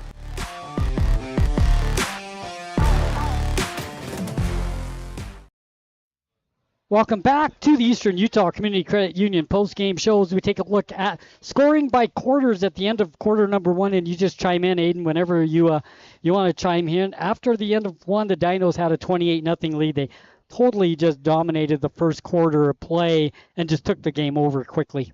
Yeah, that they did, Sonny. They got off swinging, and it was an incredible, incredible start for the Dinos. What a showing to start for them. They outscore Grand 27-0 in the second, so they lead 56-0 at half. So that makes it, after the half, that the clock's going to continue to run. Dinos have a 56-0 lead at halftime. Yeah, and they were just able to jump out. And, credit to Coach Milovich. He did call off the Dogs a little bit in that second half. They scored twice more, excuse me. But after that, they got some of those younger guys a chance to get into the game. And, entering that week one, they were down to a single quarterback on the roster. And that's a situation no coach wants to find themselves in. But big credit to Cameron Rigby, who was able to step up in a big way for the Dinos, fill in that backup slot, and he got rewarded by seeing some game time today. So then in the third quarter, the Dinos outscore Grand 12-0 to make it 68-0 at the end of the third. And, it just felt like the Dinos were unstoppable at that point, even with those second, third string players in. They were just relentless. They were not giving up. Those players were hungry, and you could tell it. Fourth quarter, Grand outscores the Dinos 6-0, and that's the final score, 68-6. The Dinos come away with the win. They go to 2-0 on the season, and next week they go back home and they will play Ogden, and we'll see if we can get a score on the Ogden game for the listeners out there. That will be their next game as we go home for a couple of weeks. And it's going to be a nice 2-week homestand we find ourselves with, Sonny, because after that it is almost exclusively road warrioring for us. Right now, Ogden up 45-0 over Judge Memorial, 6:31 left in the fourth quarter. Dominant performance by Ogden so far. But, Sonny, it's been a night of dominant performances. Yeah. We look right now over into Manti. At the end of the third quarter, they are up 65-0 over Juan Diego. Out in Beaver and San Juan, that game's still going on. A bit of controversy there on a punt play that resulted in a Beaver score, but the Beavers have capitalized on that, up 33-22 with 6:38 left in the fourth. But, Sonny, let's look at the stats for tonight. This is the highest scoring output by a Carbon High team since 2000, since the turn of the millennium. Sonny, to give you some context, I wasn't born. I was 2 years away, just a glint in my mother's eye at the time. Back then, they beat Richfield 72-7. That was their highest scoring game. They also beat North St. Pete 55-7 and Montrose 56-0. So that was a very dominant Carbon Dinos team, and we're getting glimpses of that throughout the season, especially when you have results like this when the score closes 68-6. Yeah, so far this season, I think I'm most impressed with the tackling. The Carbon tackling is good. They're not missing tackles. They're gang tackling. It's hard for teams to pick up yardage. And on the offensive side of the ball, their balance is really working for them because they ran the ball well tonight. Really didn't have to throw the ball tonight, but they did. A few times early in the game they had success, but the run was there. They just went with the run and they controlled the game from the beginning. That they did. They dictated the tempo, and they made Grand play at their speed, and that's what you got to love to see from the Dinos. And again, to echo your point on gang tackling, last year we saw problems with breakaway runs by the Dinos' opponents. They were able to break one tackle, and there would be no one in the vicinity to try and help bring them down, so we were seeing big gains, 20, 25, 30 yards, sometimes even all the way to the end zone for touchdowns. But this year, Sonny, that seems to have been the emphasis by defensive coordinator Maurer, and he has done an excellent job really instilling that mentality of gang tackling, bringing down the players, sending a swarm to them, so to say, and it's paid dividends for Carbon. Some unofficial team stats tonight. Turnovers, Grand had 3. The Dinos did not turn the ball over tonight. That was huge. And that's a major improvement from the 5 they saw last week. Honestly, in that ALA game, they don't turn the ball over 5 times. It's a much more dominant win for the Dinos, but they were able to clean up in that aspect of the game, and they were rewarded for it, Sonny. I think it's time we take a look at some of those players with the rushing stats. Sure. First downs, 13-3, and Grand didn't have a first down in the first half. Yeah, they didn't have one until the fourth quarter, Sonny, on that march downfield. That was the first time they were able to pick up 10 yards in a drive. So just an incredible performance by the Dinos defense. Again, can't sing their praises enough. Penalty situation, 60 penalty yards for the Dinos on 5 penalties. 3 for 12 on Grand. That's the team stats. Go ahead and go through some of the stats that you got tonight, individual stats for the Dinos. I think the main thing we're going to be looking at is rushing stats, Sonny, because that's where a bulk of the damage was done. Caden Dunn with 37 rushing yards. Dexter Packard again leading the way. This time wasn't able to find the triple-digit mark, but he still had a very respectable game of 86 rushing yards to go along with 2 touchdowns, finding the back of the end zone twice for himself, his first times of the season. Tager Timothy, of course, opening up the game on that big 52-yard touchdown run, his only rushing yards of the game, but he was able to go away with it in a big way. We saw several players also finish that. You got to give a big credit to Maurer, 35 yards and a touchdown in that relief position at running back. A complete game from the Dinos, Sonny, an incredible showing overall. I have loved what I saw from Carbon tonight. Well, yeah, the running game was there, but the passing game, early in the game, they passed a few times when they needed to, and once again, we've seen the same results. Dunn does a good job of getting the ball to a place where the receivers can come up with it, and the receivers are coming up with it. And he's done an excellent job this season. He's not trying to go for plays that are out of his ability. He's not trying to overexert himself. He knows the kinds of plays he can make, and he knows the kinds of reads he needs to make, and he capitalizes on those opportunities. He's a very smart quarterback, and that's played much to his advantage.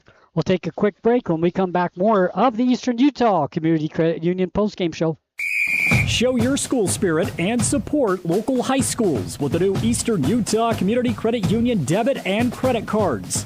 Featuring designs for Carbon, Emory, and Grand High School, these cards let you carry a piece of your school's pride wherever you go. Plus, to make purchasing easier, Eastern Utah Community Credit Union has added the convenience of tap-to-pay and compatibility with major mobile wallets. Pick up your school spirit card today at any of the Eastern Utah Community Credit Union branches. Carbon High School football on KRPX 95.3 The Peak. All right, that's going to do it for us tonight here at Grand County High School. The final score once again tonight, 68-6. The Dinos with the win. They go to 2-0. We will see you next Friday night back at home. Pregame show 6:30, kickoff 7 o'clock against Ogden. I'm Sonny Buscarini. Aiden Mortensen. Hope you enjoyed the broadcast as much as we enjoyed bringing it